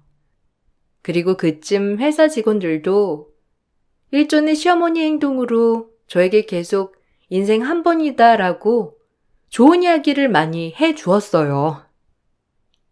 애 없을 때 너도 새 출발해야지. 구급나부랭이랑 우리 변호사 아들이랑 어울린다고 생각하니? 그냥 인생 경험했다고 생각하고 너도 새 인생 살아. 나이도 어린 게 뭐가 아쉬워서 이렇게 붙어 있으려고 해? 내 평생 너 안 받아들일 거니? 그리 알아. 이혼을 하고 안 하고는 저와 성진 씨 문제예요. 그리고 어머님이 저 마음에 안 들어 하시는 거 알지만 제가 판단하기 전까지 이래라 저래라 하지 말아주세요. 어차피 저 역시 어머님 말씀이 귀에 들어오지 않거든요. 제 말 무슨 뜻인지 아시죠? 이혼을 해도 제 의사로 할 거지 어머님한테 등 떠밀려 하는 이혼은 하지 않을 거니까 허튼 수고 안 하셨으면 좋겠다는 뜻이에요. 아주 한마디를 안 져요. 그러니까 네가 안 된다는 거야. 학력도 딸리고 머리도 딸리는 게 인성까지 쓰레기니까 말이야. 어머님의 말이 정말 우스웠지만 그러려니 하였어요. 하지만 변호사가 됐다고 하는 남편마저도 저를 멀리하는 느낌이 드는 건 참을 수가 없었습니다. 진짜 본인이 변호사가 됐다고 저를 배척하는 것 같은 마음이 들었고, 더 충격적인 건 어머님 친구에게 들은 소식 때문에 잠을 이룰 수가 없으면서 심란하더라고요. 그러면서 머릿속에 5만 가지 생각이 많아지기 시작했습니다. 아니, 성진이 아무리 변호사가 됐다고 하더라도 그런 건 좀 아니지 않아? 이혼 준비하고 있는 거 맞는 거지? 아직 정확히 이혼도 안 했는데 그렇게 설치더라고. 아무리 내 친구지만 좀 아닌 것 같아서. 아이고, 내가 일하는데 괜히 주절거렸네. 네? 어떤 문제 때문에? 뭐 어머님이야 늘 절 마음에 안 들어 하시니깐요. 그리고 성진 씨랑은 잘 지내고 있어요. 아니 뭐 이혼한다는데? 성진이 선자리에 내놨잖아. 그 모시기 로펌에 들어가서 잘 나가는 변호사 됐다고. 몰랐어? 아이고, 그 옆였네. 며느리 모르게 일을 진행한 거구만. 아유, 어쩌려고 그래? 참나, 난 또 이혼 중이라고 하는 줄 알았네. 어머님 친구분은 제가 일하는 곳에 와서 저렇게 말씀을 하셨고, 옆에 직원까지 듣게 된 이야기는 정말 충격을 금치 못했습니다. 그리고 더 충격적인 일은 어머님은 그 이후에 적반하장으로 나오시며 이혼을 종용하였고, 남편과 헤어지는 건 제가 결정할 문제였기 때문에 어머님에게 끌려하고 싶지 않았어요. 저 역시 남편에게 실망을 많이 하였지만 이 부분은 큰 부분이었거든요.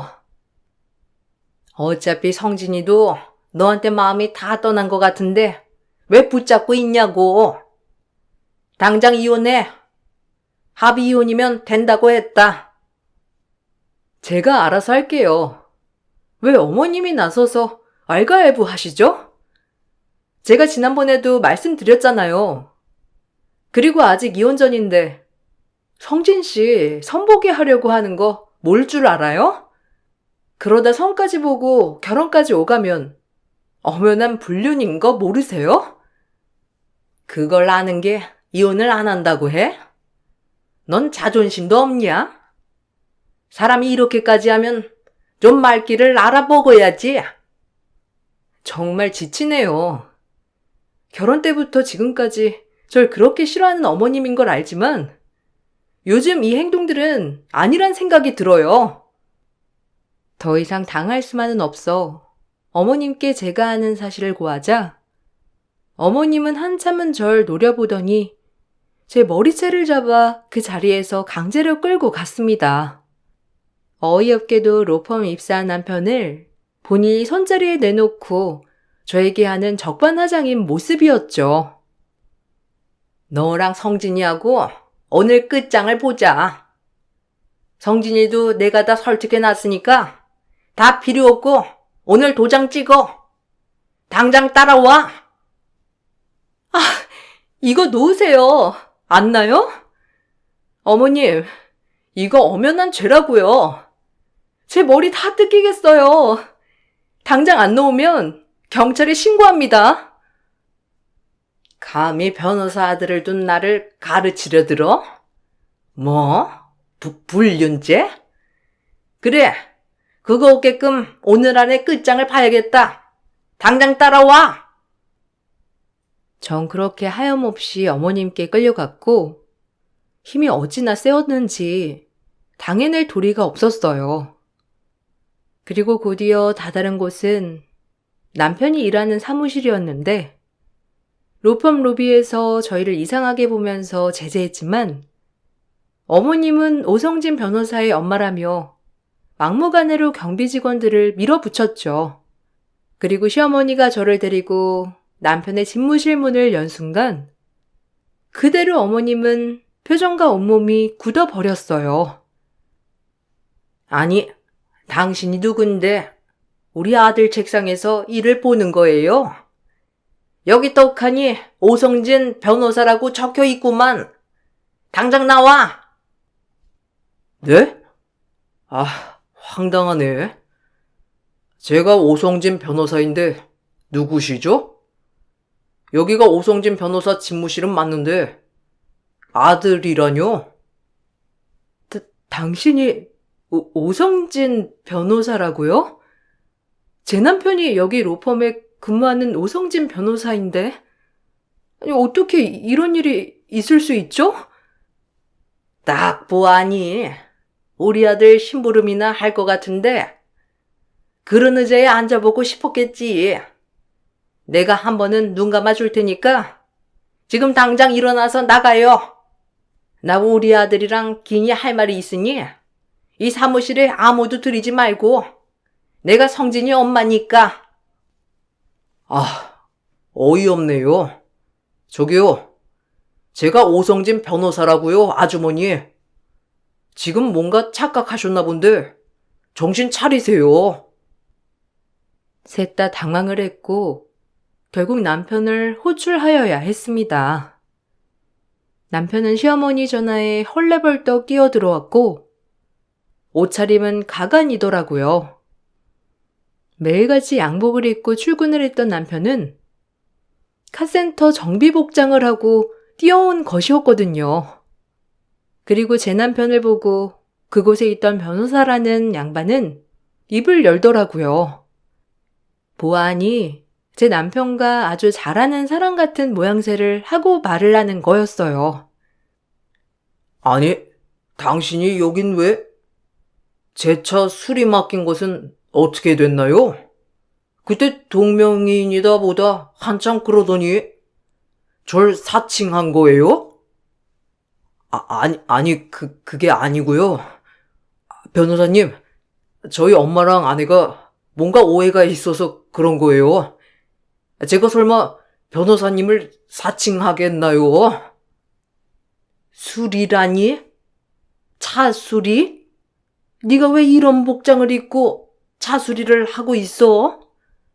넌 변호사잖아. 네 아들이 왜 이런 곳에서? 일단 내가 나가서 다 설명할 테니 엄마 좀 진정해요. 당신도 뭐해? 얼른 엄마 데리고 나오지 않고 내가 다 설명할게. 뻔뻔하게 남편은 시치미를 뗐지만 결국 들통이 나고 말았어요. 사실 남편은 오래전부터 계속 낙방한 변호사 시험 때문에 고민이 많았던 찰나 저희 몰래 카센터 정비 일을 하고 있었고 그때 마침 정말 우연히 손님으로 온 동명이인 변호사 명함을 받고 시험에 합격했고 취직까지 됐다며 저희를 속였던 거예요. 그리고 어머님의 말만 따라 좋은 여자를 만나 오히려 정비를 그만두고 변호사인 척하며 인생을 바꿔보려고 했던 속셈까지 있었고 말이죠. 너무 경악스러워 말이 안 나오더라고요. 와, 진짜 어이없다. 내 인생 최고의 반전이야. 어떻게 식구들을 감쪽같이 속일 수가 있어? 당신 진짜 무서운 사람이었구나. 아니야. 아니라고 말해줘. 네 아들이 카센터 정비사일 리가 없잖아. 네가 뭐가 모자라서 다시 공부해라. 응? 일단 제가 알아서 할게요, 엄마. 속여서 미안해요. 자꾸 기대하는 엄마 실망만 시켜드리는 것 같아서 어쩔 수 없었어요. 두모자가 아주 웃기네요. 당신 그렇게 직업까지 속여가며 의사랑 결혼하고 싶었구나? 그래, 어디 한번 그렇게 살아봐. 내가 빠져줘야지. 활자 한번 피고 싶다는데 안 말릴게. 그래, 이혼하지 뭐. 어머님, 됐죠? 대신 그냥은 못 해드려요. 위자료 청구할 거고 당신들이 나 기만하려고 했던 거 그대로 다 갚아줄 거니까 그리 아세요. 이제 제가 하는 일 절대 못 막습니다. 뭐? 너 지금 우리 아들이 정비사라니까 지금 그 말투 뭐야? 성진이 공부 다시 시작할 거니까 하던 대로 뒷바라지 해. 이혼 안 한다며? 그럼 당연히 네가 뒷바라지 해야지. 그렇게 성진이 좋다고 하니 내가 정말 마음 열고 생각해 보마. 제가 미쳤나요? 당신 아들 변호사 됐다고 했을 때 선 시장에 내놨으면서 이제 아니라니까 나보고 뒷바라지를 해라? 저 그렇게 바보 아니거든요. 어머님, 아니 아주머니. 아주머니 말만 따라 이혼할 거고 저희를 이혼시키기 위해서 선 시장까지 내놓은 어머님한테 위자료 청구할 거예요. 그리고 당신도 변호사 됐다고 날 기만하고 속였지? 당신도 용서 못해. 그러니까 그리 알아. 상황 판단이 빨랐던 어머님이었기 때문에 지금 이 상황에 저를 이혼시키면 안 된다는 생각을 바로 하신 것 같았어요. 그래서 그런지 그렇게 머리채를 잡고 이혼을 종용하던 어머님은 순식간에 태도를 바꾸며 저에게 뒷바라지를 해야 한다고 말씀하시더라고요. 그런 모습에 온정이 다 털려 이 집안에서 헤어나와야겠다고 판단이 바로 섰고 드디어 저 역시 이혼을 선언하게 되었어요. 그렇게 이혼할 땐 안 하더니 이제 와서 뒷바라지를 못해? 이게 내가 한번 봐주려고 했더니 감히 배신을 해? 배신은 어머님이랑 성진 씨가 먼저 했죠. 당신도 의사 와이프 얻고 싶었잖아. 어디 그렇게 인생 부정하면서 살아봐. 난 엄마가 성화를 해대니 어쩔 수 없었던 거고 내가 이혼하려 했으면 진작 했겠지. 이제 와서 왜 이래? 나 몰라서 이래? 몰라서 그래. 내 뒷바라지가 필요했으니 이혼은 안 했던 거겠지. 근데 이왕 신분 속인 거 그냥 의사 여자 만날까 생각했던 거 아니야? 내가 당신을 모를까봐? 역시 그 엄마의 그 아들이다. 당신은 다를 줄 알았는데 피는 못 속인달까? 우리 좋았잖아. 내가 너 때문에 분가까지 해가면서 네 편을 그렇게 들었는데 이제 와서 나한테 이혼을 하자고? 그건 당신이 우리 고부 갈등을 힘들어하니까 당신 위해서 나간 거 아니었어? 그동안 나한테 어떻게 했는지 생각해. 당신은 어머님이랑 똑같은 인간이야. 의사 여자 만나서 인생 뺄 생각이나 하고 그런 생각만 안 했어도 내가 변할 일은 없었을 텐데. 난 당신이 변호사든 정비사든 정말 아무 상관이 없었어. 물론 우리 부모님도 마찬가지고 당신이 벌인 일이야. 정 그 길을 끝으로 이혼 소송과 함께 위자료 청구 소송을 걸었고, 제 변호를 맡아준 사람은 다름 아닌 그때 그 집무실에서 만났던 남편과 동명이인 오성진 변호사였습니다. 제 모든 이야기를 듣고 본인을 사칭한 남편을 벌주고 싶다며 본인도 용서할 수 없다고 하더라고요. 그렇게 저희는 위자료 청구 소송을 시작해 나갔는데 시어머니와 남편은 반성하는 기미도 없었어요. 오히려 저에게 뒤통수를 쳤다며 더욱더 죄책감을 전가하기 시작했고 그 모습을 보니 실망스러움이 이루 말할 수가 없었어요. 당신들은 한 여자 인생을 기만한 것도 모자라 사칭죄까지 엎친 데 덮친 격이네요. 반성하는 태도를 보여야 감형될 거예요. 감형이라니?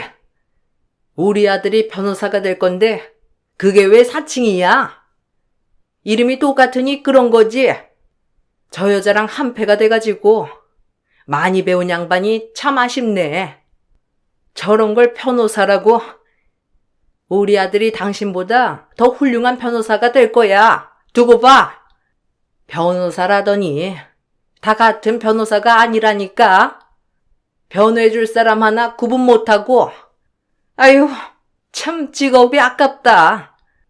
우리 아들은 그러지 마라. 알겠니? 아, 엄마, 그만해. 일단 사칭한 건 죄송하지만 제가 남들한테 그런 것도 아니고 가족한테 그런 건데 너무 하시네요. 증명하시는 거네요. 본인이 그래도 절 사칭하고 거짓말을 했다는 걸. 그 벌은 받으셔야죠. 그게 얼마나 무서운지 보세요.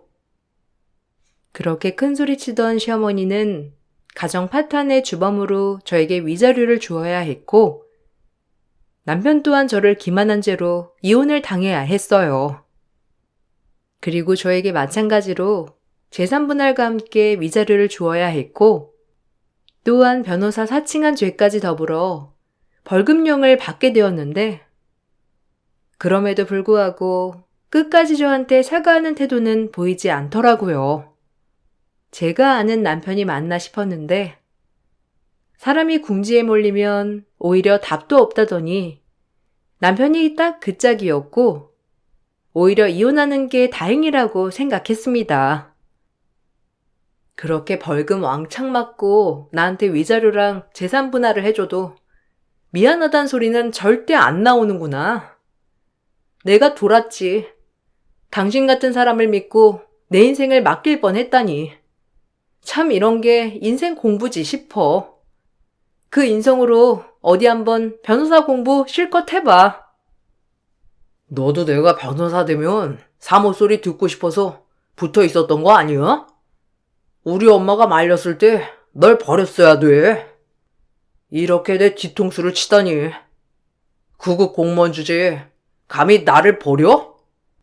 너 이렇게 나한테 돈 뜯어서 얼마나 잘 사는지 지켜볼 거야. 그래, 어디 한번 지켜봐. 누구보다 잘 살 테니까. 누가 보면 너 지금 변호사 된 줄 알겠다. 인생 나랏길 잘 내려가길 바랄게. 저게 끝까지 막말을? 우리 성진이 변호사 되면 너부터 가만 안 둘 거니까 그리 알아. 모자란 구급 공무원 같으니라고. 당신 아들 공무원 시험도 떨어질 거야 아마. 그 머리로 무슨 공부를 한다고. 몇 년 동안 꼴 좋다. 한번 아줌마 등골 뽑아 먹히면서 아들 공부 실컷 시켜보세요. 변호사가 되나 못 되나. 학력이 의문스럽다 정말. 그럼 이만 갑니다. 그것이 남편과의 마지막이었는데 전 깨끗이 이혼을 했고 받은 위자료와 재산 분할된 금액으로 조그만 땅을 하나 샀습니다. 노후에 부모님께 집이나 지어드리고 싶었거든요. 어여쁜 딸 이혼녀 타이틀을 달고 돌아왔을 때 얼마나 부모님이 우시던지 더더욱 결심했어요. 그럼에도 불구하고 정말 잘 사는 모습을 보여드려야겠다고 말이죠. 그 말과 제 신념을 지키기 위해 그 누구보다 악착같이 열심히 살고 있습니다. 지금은 시간이 많이 지났지만 아직까지 그때의 기억은 조금의 상처로 남아 있어요. 그럼에도 그 덕분에 더 악착같이 열심히 살려고 하는 동기부여가 되었고요. 누구는 이 글을 들으시고 비난을 할 수도 있고 응원을 주실 수도 있지만 저도 태어나 처음으로 살아본 인생살이 앞으로 후회만 남기지 말자라고 신념이 바뀌었답니다. 여러분들도 후회 없는 아름다운 삶을 지내시길 바라보며 글을 마칠게요. 감사합니다. 안녕하세요. 돈이란 뭘까를 생각하며 이 글을 써보려고 해요. 저는 30대 주부이고 언제나 이 채널을 들으며 집안일을 하곤 해요. 저 역시 누군가에게 재밌는 하루를 선사하기 위해 글을 써보려 합니다. 결혼 후 시댁에 인사를 갔을 때 시어머니 되시는 분은 너무도 인자하시고 좋았어요. 남편에게 과거가 너무 힘들게 살았다는 이야기를 많이 들었어서 그런지 시어머니 얼굴에 고생했던 흔적들이 굉장히 많이 있었어요. 그런 시어머니가 안쓰러워 전 시어머니에게 정말 잘해드려야겠다라고 생각하였고 그렇게 아들들밖에 없는 시어머니에게 딸이 되도록 노력했답니다. 같이 살지 않았어도 참으로 행복했던 날들이었어요. 둘째네 결혼할 여자들이고 집에 인사 온단다. 그네네 올 수 있지? 아무래도 같이 보는 게 좋을 것 같은데. 아, 그럼요. 제가 이것저것 준비할 테니까 어머님은 아무것도 하지 마세요. 힘드신데 괜히 몸 다치세요. 제가 일찍 갈게요. 아니요. 넌 옆에 있어주면 된다. 그래도 결혼할 사람이라는데 같이 보면 좋을 것 같아서 그려. 어쨌든 고맙다. 시어머니의 집과 저희 집이 거리가 좀 있었기 때문에 시어머니는 조심스레 저에게 부탁하시더라고요. 그렇게 저와 남편은 시동생이 결혼한다고 데리고 올 여자를 맞으러 어머님 댁으로 내려갔어요. 어머님은 역시나 막내 며느리를 맞는다며 신이 나서 전부침에 갈비, 잡채, 바리바리 준비해 놓으셨더라고요. 저 역시 인사를 갔을 때 어머님이 손수 따뜻한 밥을 해먹이고 싶다고 하셨기 때문에 어머님의 정성을 이해할 수 있었어요. 그렇게 동서되는 사람이 인사를 왔는데 어머님과 마주치자 기야말 일이 벌어졌고 남편과 시동생마저도 당황하였더라고요. 그리고 동서는 곧바로 화색이 돌면서 갑자기 활발해지기 시작했어요.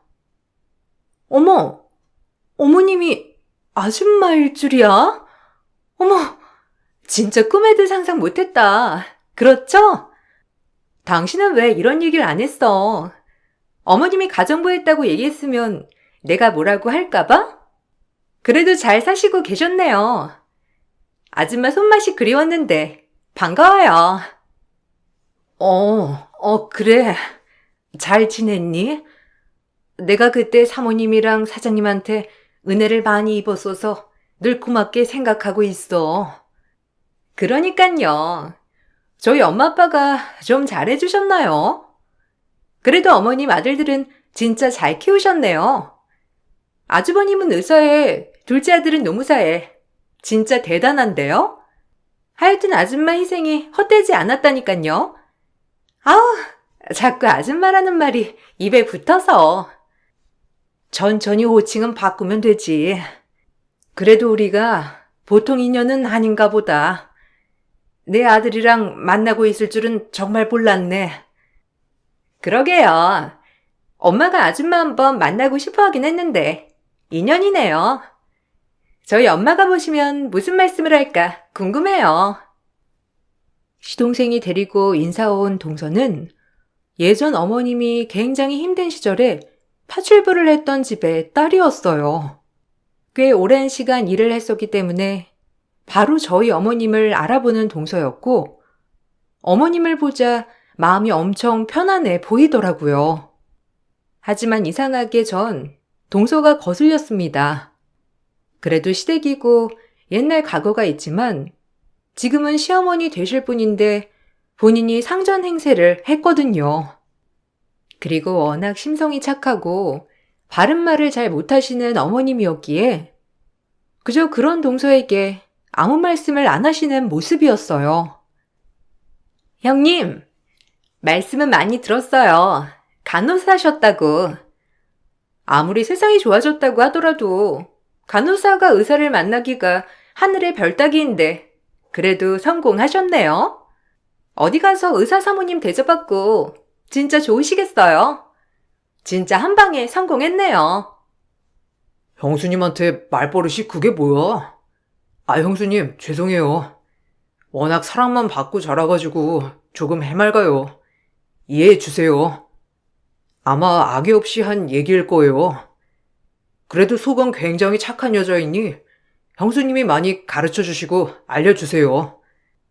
아, 네, 제가 가르칠 게 뭐가 있겠나요. 그래도 이제 가족이 됐으니 호칭은 바로 해야 할 것 같아요. 동서라고 할게. 어머님이 과거에 동서네 집에서 일을 했지만 그래도 지금 아줌마라고 하는 건 좀 아니지. 어머님이라고 해버릇해야 해. 어머, 당연하죠. 오늘 저도 놀라고 그랬으니깐요. 근데 형님이라고 벌써부터 기강 잡으시는 거 아니죠? 곤란해요. 기강이라니 그냥 맞는 말을 한 것뿐이야. 어머님한테 깍듯이 대해줬으면 해. 어머님이 그래도 이 집 제일 어른이시잖아. 형님 되게 얼굴은 동안 페이스인데 마인드는 꼰대 마인드가 있네요. 알겠어요. 어련히 알아서 할까. 어딘가 모르게 싸한 구석이 있는 동서였어요. 그래도 분란을 만들고 싶지 않아 마음속에 꾹꾹 눌러왔던 말들을 참았고 그렇게 첫 만남은 지나갔습니다. 동서가 돌아간 뒤에 어머님한테 듣기론 마냥 예쁨만 받아서 그런 거니 우리가 이해해야 한다고 먼저 말씀하셨어요. 어머님은 원래가 누구누구 어떻다 이렇게 말씀하시는 분이 아니셔서 그런지 동서가 마음에 든다 안 든다 말을 하지 않았고 그저 본인 아들이 행복하면 됐다 싶은 마음이 드는 것 같았어요. 그럼에도 걱정은 좀 하시더라고요. 내가 그래도 둘째네 집에서 한동안 일을 했는데 너 아무렇지 않니? 엄마 때문에 창피하거나 하는 건 아니야? 엄마는 그게 뭐가 창피한 거라고. 그렇게 번 돈으로 우리 공부시켜 주신 거잖아요. 그러니까 괜히 작아질 필요 없어요. 에이구, 그렇게 말해주니까 고맙다. 넌 이렇게 많이 배우고 잘났는데 혹시라도 엄마 때문에 너까지 무시당할까봐 그래. 그런 애 아니니까 걱정 마세요. 조금 자기밖에 모르는 이기적인 구성은 있지만 그래도 마음은 착한 애예요. 엄마도 오랜 시간 겪어봤으니 잘 아실 거 아니에요. 조금 불편하실 수도 있겠지만 그래도 저희를 예쁘게 봐주시고 응원해 주세요. 알지. 요즘 안 착한 애들 어디 있겠니? 그래도 혹시 네 결혼에 엄마가 방해된다면 언제든 얘기해라. 알겠지? 시동생은 동서한테 푹 빠진 것 같아 보였어요. 전 어머님의 입장이 이해가 갔기 때문에 마음이 좋지 않더라고요. 그렇게 시동생은 결혼을 하게 되었고 본격적으로 동서는 저희 집의 식구가 되었답니다. 하지만 결혼식에서도 어머님은 제인이셨고 사돈네 집안이라고 하는 사람들은 동서와 똑 닮은 성격을 가져 보였어요. 다짜고짜 어머님한테 반말을 찍찍 하셨거든요. 어머, 순찬댁을 여기서 볼 줄이야. 그때 상견례장에서도 얘기했지만 우리가 보통 인연은 아니라니까. 아니 아들을 어쩜 저렇게 잘 키웠어. 우리 집에 걸맞게. 난 그때 아들 공부 잘한다고 얘기는 들었어도 저렇게 잘할 줄은 몰랐지. 그래도 아들들이 엄마가 고생하는 건 알아가지고 저렇게 공부해서 성공한 건가 봐. 순창댁 자식 농사는 성공했다니까. 아, 네, 그렇게 봐주시니 감사하죠. 제 아들이 그래도 부족한 게 많은데 모르는 거 있으면 많이 알려주세요. 그래야지. 내가 옆에 딱 데리고 있으면서 잘 가르칠게. 순창댁도 알다시피 우리가 가진 게 돈밖에 없잖아. 아들 인생 핀 거라고 생각해. 지금은 남의 밑에서 일하지만 우리가 나중에 사무실도 차려주고 대표도 시켜줄 건데 장가 잘 온 거지. 내 입으로 말하긴 그렇지만 솔직히 우리 집에 장가 오고 싶어서 안 달라는 사람들이 한둘이 아니거든. 이래봐서 알잖아? 동서의 친정 식구들은 시어머니가 본인들이 부리던 가정부였던 걸 알고 은근 무시하며 하대하더라고요. 하지만 시어머니는 사돈들에게 깍듯이 존댓말을 하는 모습을 보였고 제 마음이 너무 안 좋았습니다. 그리고 그때부터였어요. 동서는 가만 보니 악랄한 구석이 있었고 본인 남편 앞에선 어머님을 생각하는 척을 하면서 어머님 앞에서는 시종 부리듯 하는 거였답니다. 아, 어머님, 이거 잡채가 너무 짠 거 아니에요? 다시 하세요.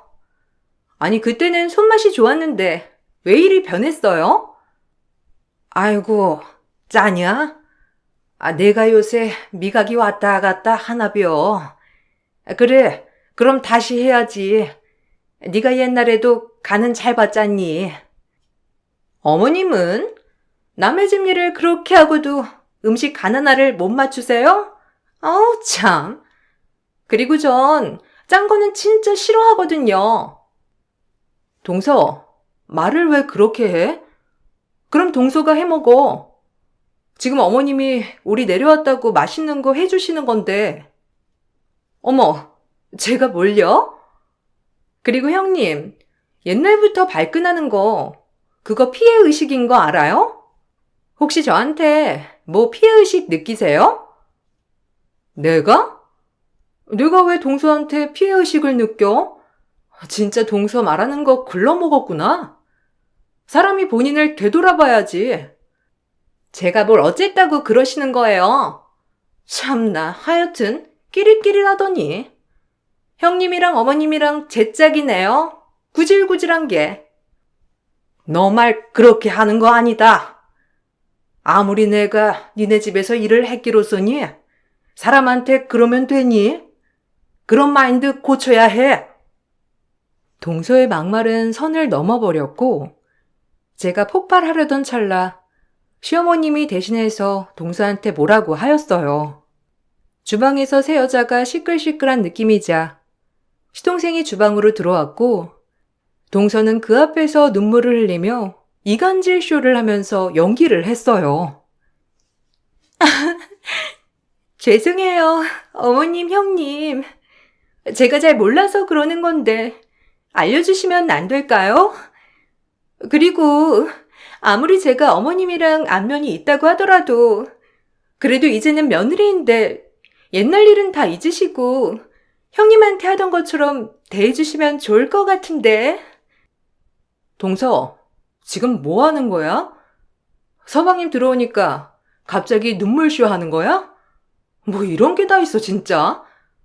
또 이런 류의 인간은 처음 보네. 형수님, 말 가려하세요. 지금 시대가 어느 시대인데 시집살이를 시키려고 하는 거죠? 엄마도 진짜 실망했어요. 엄마가 예전에 이랬던 건 이랬던 거지만 지금은 시어머니면 시어머니로서의 품위를 지켜야죠. 며느리를 그렇게 괴롭히면 돼요? 자기야, 그만해. 내가 잘못한 거지 뭐. 난 그냥 어머님이랑 친하다고 생각해서 조금 편하게 대했는데 어머님은 그게 노여웠나 봐. 본인이 시어머니라면서 날 막 겁박하는데 이런 적 처음이야. 그리고 형님까지 합세해서 너무 무서웠어. 아이고 참, 기가 막혀서. 너희 그냥 올라가라. 어차피 내가 무슨 얘기를 한들 그게 네 귀에 들리겠니? 얼른 돌아가. 엄마 진짜 그러지 마요. 아무리 엄마가 나를 위해 희생했다고 하더라도 난 내 식구한테 이러는 거 못 참으니까. 자기야, 가자. 그렇게 동서의 눈물쇼에 넘어간 시동생은 시어머니에게 화를 내고 돌아갔어요. 그리고 시어머니는 한바탕 주방에 주저앉아 우셨답니다. 그동안 살아온 세월이 얼마나 서럽고 힘드셨으면 저럴까 싶은 게 마음이 너무 아팠어요. 그렇게 한참 시어머니의 넋두리를 들어드리고 집으로 돌아가려는데 남편 또한 저에게 한 소리 하였습니다. 남자는 다 똑같은 동물이라는 게 맞는 것 같았죠. 네가 형님 됐다고 재수씨 기강 잡으려고 하는 거야? 그러지 마. 너 때문에 안 그러던 엄마도 그러는 거잖아. 둘째가 오죽하면 엄마한테 퍼붓고 집으로 가겠어? 괜히 엄마 부추기면서 재수씨 잡으려 들지 마. 진짜 그런 거 보기 안 좋으니까. 아니 무슨 내가 동서를 잡아. 그리고 나한테 이유를 물어봐야지. 다짜고짜 잡지 말라니? 그리고 당신 재수씨, 내가 잡는다고 절대 잡힐 인간 아니거든? 어머님한테 하는 걸 못 봐서 그래. 사람을 얼마나 하대하고 무시하던지, 어머님이 그 집에서 일할 때 어떤 대우받고 일했는지 안 봐도 훤하더라. 아들들 키워봤자 소용없다더니 진짜 맞는 말이다 정말. 뭐가? 재수씨 참하고 착하더구먼. 여자들이 이상한 거지. 하여튼 너 집에 분란 만들지 말고 재수씨랑 좀 잘 지내봐. 남자들은 이미 동서의 눈물쇼에 한바탕 넘어간 것 같았어요. 똥이 무서워서 피하냐, 더러워서 피하지라는 마인드로 동서를 경계해야겠다 싶었고 어느 날 동서에게 전화가 왔습니다. 그날 일에 대해서 사과하려나 싶어 전 동서를 만나러 나갔어요. 동서, 어쩐 일이야? 그날 일에 대해 뭐 그래도 미안함은 느끼고 있나 보지? 어머님 그날 엄청 우셨어. 당장 사과드려. 아니요? 제가 뭘 잘못했다고? 아, 다름이 아니라 드릴 말씀이 있어서 뵙자고 한 거예요. 솔직히 형님도 뭐 제 레벨이랑 당연히 다르고 어머님이야 말할 것도 없죠. 가정부 출신. 전 사실 이런 하류층 사람들이랑 어울려 본 적이 없거든요. 제 주변에도 다 의사천지인데 형님 같은 간호사는 처음이에요. 그래도 아주버님이 의사니 제가 정말 100번 양보해서 형님이랑은 잘 지내보려고 하는데 제 제안 받아들이시겠어요? 전 어머님같이 가정부 출신이 저한테 이래라 저래라 하는 건 못 참아요. 제 말 무슨 뜻인 줄 알죠? 형님도 그러니 어머님 편 그만 서고 제 편에 서서 저희가 이 집 기강을 이끌어 갔으면 좋겠는데. 이거 완전 사이코 아니야? 야, 뭐? 하류층? 네 잘난 남편 그렇게 잘나게 만들어준 게 시어머니야. 근데 그걸 모르고 네가 기강을 잡고 싶어? 너 사람 잘못 봤다. 네가 그러면 내가 응 그래 동서 그럴게. 이럴 줄 알았나 본데 천만의 말씀이야. 전 그리고 바로 동서에게 카페에 있는 물을 뿌렸어요. 너무 화가 나서 부들부들 손이 떨렸고 동서는 물을 맞자마자 소리를 지르며 난리를 치더라고요. 오늘로써 동서는 정말 상종하면 안 되는 인간인 것을 뼈저리게 느끼게 되었답니다. 그리고 집에 가서 무슨 소리를 했는지 당장에 시동생은 저에게 전화를 하고 처음으로 형수님이 아닌 남처럼 말을 하더라고요. 형수님, 진짜 너무하네요. 손아래 동서 그냥 귀엽게 봐주실 것이지. 물까지 뿌려대며 그렇게 형님 노릇 하고 싶었어요? 제가 형수님을 잘못 봐도 한참 잘못 봤네요. 가뜩이나 오냐오냐 자라서 사회 경험이 많지 않은데 오늘 얼마나 놀랬는 줄 아세요? 서방님, 하나는 알고 둘은 모르네요. 지금은 그렇게 옆에서 이간질쇼에 놀아나지만 나중에 모든 사실을 직시하고 어떤 행동을 할지 궁금해지네요. 저도 서방님이 이렇게 감정에 앞서서 진위 여부는 판단하지 못하고 따지시는 분인 줄 정말 몰랐어요. 화가 나서 전화를 끊어버렸어요. 동서와에 있었던 이야기를 모두 하고 싶었지만 동서와 똑같은 사람이 될 것 같아 말을 아꼈습니다. 그렇게 오랜 시간이 지났고 전 동서를 마주할 일을 많이 만들지 않고 피했어요. 그렇게 설이 다가옴에 따라 동서를 마주할 일이 생기고야 말았답니다. 앞서 말했듯이 남편은 의사였기에 그날 당직 근무를 하여 시댁에 같이 내려가지 못했고 전 혼자 시댁에 내려가게 되었어요. 기한길이라 그런지 어마어마하게 차가 막혀서 설 명절날 거의 10시간 만에 순창에 있는 시댁에 도착하게 되었죠. 그런데 어머님이 혼자 외로이 전을 부치고 계시는 게 아니겠어요? 그래서 자초지종을 물었어요. 온다고 하던데 연락이 통 안 되는구나. 둘째는 전화가 아예 꺼져 있고 새아기도 마찬가지로. 이게 사고가 났는지 걱정은 되는데 그래도 할 건 해야 하니까 먼저 하고 있었어. 네가 전화 좀 해봐라. 내 전화는 통 받지를 않아. 뭔 일이 난 건지. 그러게요. 저한테 빨리 와야 한다고 그렇게 성화를 떨던 동서였는데 갑자기 연락 두절이라니. 제가 전화 한번 해볼게요. 시어머니의 걱정 어린 말을 뒤로하고 시동생에게 전화를 하니 역시나 전원이 꺼져 있었고 동서에게 전화를 하니 제깍 받았어요. 뭔가 기다렸다는 듯이 제 전화를 받는 동서였답니다. 그리고 동서에게 나온 말들이 정말 저의 뚜껑을 열리게 하더라고요. 형님, 저희들 가족여행 마라도 놀러 왔으니까 저는 두 분이서 부쳐먹고 연락하지 마세요. 솔직히 10원 한 장 보태주지 않는 시댁에 가서 제가 굳이 전 부치고 희생할 필요는 없잖아요? 저희 엄마 아빠 그리고 이랑 마라도 왔으니까 연락 마세요. 이희한텐 제가 알아서 잘 둘러대고 설명했으니까 이제 전화 안 하셨으면 좋겠네요. 두 분이 짝짝꿍 잘 맞으시니 잘해보세요. 야, 너 지금 말 다 했어? 지금 일부러 시어머니랑 나랑 이렇게 두고 서방님 꼬셔서 네 가족이랑 놀러 갔다는 게 말이 되니? 왜 안 되죠? 우리 엄마 아빠가 얼마나 이 순간을 기다렸는데 급 안 맞는 시댁 전 못 가니까 두 분이 잘해보세요. 그 말을 끝으로 동서는 전화를 끊었고 너무 기가 막혀 할 말을 잃었습니다.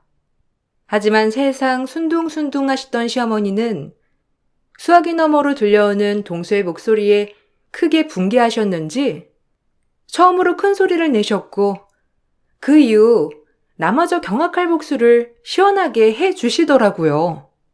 정말 예상치 못하게 어머님께서 시원한 반격을 해주시니 역시 우리 어머님 한 방이 있구나 싶었어요. 어미야, 내가 도저히 못 참겠어서 그런데 저것들 밟으러 마라도 가야겠다. 너도 얼른 같이 갈채비 하자. 네? 마라도를요? 네, 어머님이 가자고 하면 가야죠. 그런데 어머님 괜찮으세요? 일단 청심환이라도 드세요. 저흰 그렇게 비행기를 타고 바로 제주도로 날아가 마라도행 배를 탔습니다. 어머님이 처음으로 그렇게 밀어붙이신 일이었어요. 그리고 마라도에 도착하여 한참을 걷다 보니 바로 보이더라고요. 동선의 식구들이 짜장면을 먹고 있는 모습이 말이죠. 뭐가 그렇게 행복한지 동선은 활짝 웃고 있었고 시동생은 바보같이 그 옆에서 아무렇지 않게 밥을 먹고 있는 모습이었어요. 아니, 엄마. 형수님. 아니, 여긴 어쩐 일이세요? 이번 설에 형수님도 못 온다고 하고 엄마도 친구분들이랑 여행 가신다더니. 동서가 그렇게 얘기했군요. 서방님 바보예요? 어쩜 그렇게 어머님을 모르세요? 모른 척하고 싶었던 건지, 아님 진짜 바보같이 몰랐던 건지는 몰라도, 만약 어머님이 여행을 가신다고 했으면 연락 한 번을 안 해보시는 게 말이 되나요? 그저 동서 말만 듣고 어머님을 등한시 한 거냐고요. 그렇게 동서네 집 돈이 좋나요? 동서도 말해봐. 왜 거짓말을 해서 일을 이렇게 만들어? 시동생에겐 어머님이 놀러 가시기로 해서 설에 내려오지 말라고 했다고 거짓말을 한 동서였어요. 하지만 전 그걸 고지고대로 믿은 무심한 시동생에게 더욱 실망을 하게 되었답니다. 아무리 본인 부인이라고 하지만 어쩜 그렇게 어머님께 신경을 쓰지 않을 수가 있는지 정말 너무하다는 생각이 먼저 들어 저 역시 시동생을 보자마자 싸붙이고 말았어요. 제가 언제... 여보, 형님 이상해. 어머님 잘 오셨어요. 저희 식구끼리 먹으려 했는데 어머님도 좀 드세요. 그리고 어머님이랑 형님은 저 잠깐 따로 볼까요? 괜히 여기 다 같이 모인 자리에서 큰 소리 낼 필요 없잖아요. 짜장면 너나 처먹어. 이 나쁜 것. 가족끼리 이사단 내놓고 넌 지금 짜장면이 목구멍으로 들어가냐? 뭐? 형님이랑 둘이서 전을 부쳐 먹어? 애가 어쩜 이리도 못 배우고 못돼 먹었어? 사돈들도 그러시는 거 아닙니다.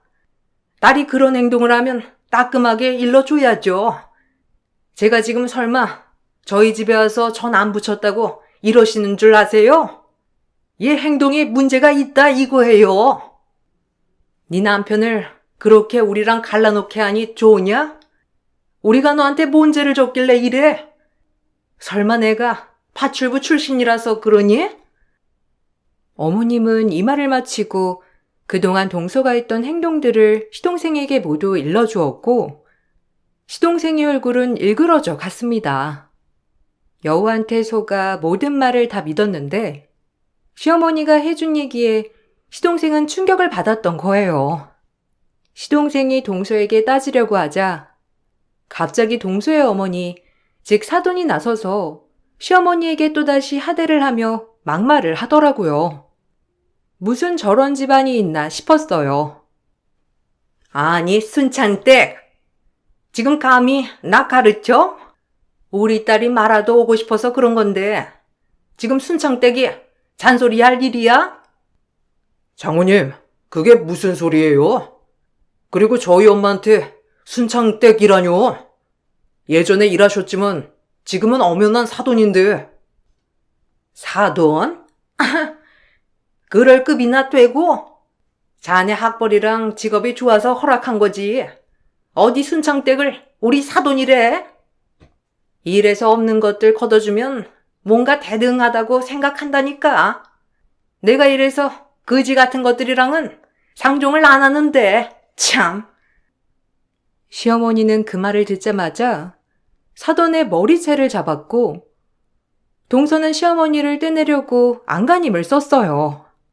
저 역시 그런 동서를 떼내기 위해 머리채를 휘어잡고 맞대맛으로 싸우게 됐답니다. 한참 머리채를 흔들다 보니 다들 지쳐 나가 떨어졌고 시동생은 이 싸움을 말리다가 결심을 했는지 한마디 했습니다.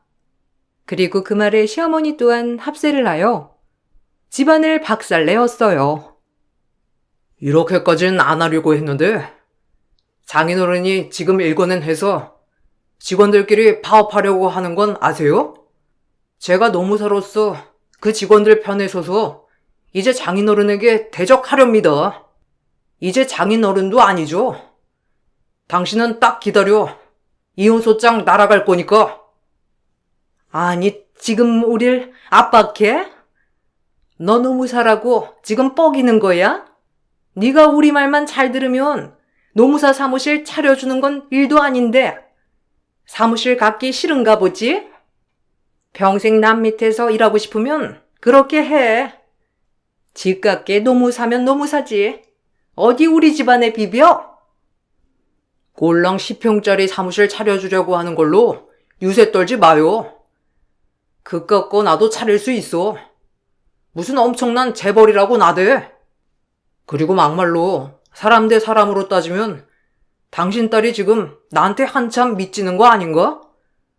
꼴랑 지방대 나와서 입시미술 강사나 하는 게.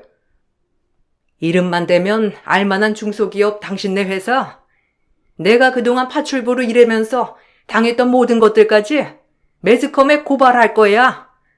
직원들 노조 파업에 갑질 사장 부부까지 어디 한번 잘 견뎌봐. 그래도 우리 아들이 사랑한다고 하니 부모로서 해준 게 없어서 미안한 마음에 결혼까지 시켰더니 우리 집안을 쥐었다 폈다 하려고 대릴 사이를 들인 거였구만. 가만 안 둘 테니 그리 알아. 이 모든 사태는 당신들이 만든 거야. 알겠어? 버르장머리 없는 것 같으니라고. 지 엄마 아빠 꼭 닮아서 못돼 처먹었어 아주. 그리고 집안을 자꾸 들먹이니 나도 대학 좀 들먹여야겠다. 우리 큰애는 유능한 간호사에 서울대 간호학과를 나온 수재고 우리 아들들도 다 서울대 고려대 출신이야. 근데 넌 뭐냐? 이름도 모르는 지잡대 나와가지고 집안 믿고 우리를 하대해? 정신 나간 것 같으니라고. 꼴랑 알바나 하면서 지네가 뭐 그리 대단하다고 우리 집을 천대해. 절대 다신 못 받아들여. 그 말을 뒤로하고 저희는 다시 육지로 잘 돌아왔어요. 그리고 시동생은 회사 직원들을 만나면서 노조 파업에 관해서 도움을 많이 주었고, 시어머니는 파출부를 했던 시절을 회상하며 사장 부부를 고발하였어요. 당연히 일반적으로 형사처벌이 될 수 없는지라 작은 신문회사 기사를 만나 인터뷰를 했던 것이죠. 그렇게 직원들의 노조 파업 때문에 회사는 중단이 되고 사장 부부는 갑질 부부라고 업계에서 소문이 났어요. 그리고 동서는 결국 시동생에게 위자료를 주며 이혼을 당하고 말았어요. 너희 같은 버러지들이 우리 뒤통수를 쳐? 내가 너를 그 구질구질한 데서 구제해 주려 했더니 감히 우리를 뭘로 보고 이리 대? 이게 어디서 또 입을 놀려? 사람한테 급이 어디 있니? 그냥 겨우 회사 운영하며 입에 풀칠이나 하는 주제에 뭘 그렇게 잘난 집안이라고. 그리고 딸내미 미술 시켰다고 나댔는데 결국엔 지금 입시 강사 아닌가? 그것도 알바자리로 몇 시간. 그래놓고 무슨 우리 아들을 감히 데릴 사이를 들이려 해? 아들이 좋다니 참았는데 이젠 아니라고 하니 막말 좀 해야겠다. 다 끝난 마당이지만 네 딸 교육 잘 시켜. 배운 것도 없어가지고 집안 빽만 믿고 뭘 저렇게 나대는지 우스워 죽겠다니까. 순창댁, 감히 우리 딸을 모욕해? 기가 막혀. 아니 어떻게 나한테 순창댁이 감히 막말을 해? 아우 혈압 올라. 감이라는 말은 여기서 쓰는 게 아니랍니다 아주머니. 내가 예전에 파출부로 일했던 순창댁 갔나 본데 이젠 아니거든. 내가 이렇게 잘난 아들들을 두고 당신한테 왜 이런 취급을 당해야 돼? 꼴랑 회사 그것 하나 운영하면서 잘도 나댄다니까. 동서와 시동생이 이혼하는 날, 이렇게 시어머니는 울분을 토하셨고, 결국 마지막으로 저와 시어머니가 동서를 본 마지막이었어요. 동서는 이혼은 끝까지 하기 싫었는지 법원 앞에서도 시동생을 설득하려고 했지만 저와 시어머니를 보고 차마 시동생에게 다가서지 못하더라고요. 갑질녀의 최후였고, 이래서 가정교육이 중요하다고 정말 많이 깨달았습니다. 보고 자란 게 부모들이 남들한테 갑질하는 모습만 보고 자랐으니 시집을 와도 시댁에서 갑질을 부리다가 일을 이렇게 만든 동서였던 거예요. 미안하다. 해준 것도 없어서 아마 우리가 잘 살았다면 저 집안에서 널 저렇게 이용하려고 하지는 않았을 텐데. 아니에요, 엄마. 제가 죄송해요. 여자의 눈이 돌아서 엄마까지 등한시 하려고 하다니. 진짜 죄송해요. 할 말이 없어요. 입에 발린 말만 들으면 어떻게 속지 않을 수 있겠어요. 저도 서방님한테 막말한 거 사과할게요. 동생 같아서 너무 답답해서 그랬네요. 그동안 동서 이간질한 게 한두 개가 아니지만 그래도 이렇게 마무리가 되어서 정말 다행이라고 생각합니다. 형수님, 죄송합니다. 형수님한테도 드릴 말씀이 없지만 그래도 저희 엄마 옆에서 힘이 되어주셔서 정말 감사해요. 그렇게 악랄한 여자는 최후를 맞이했어요.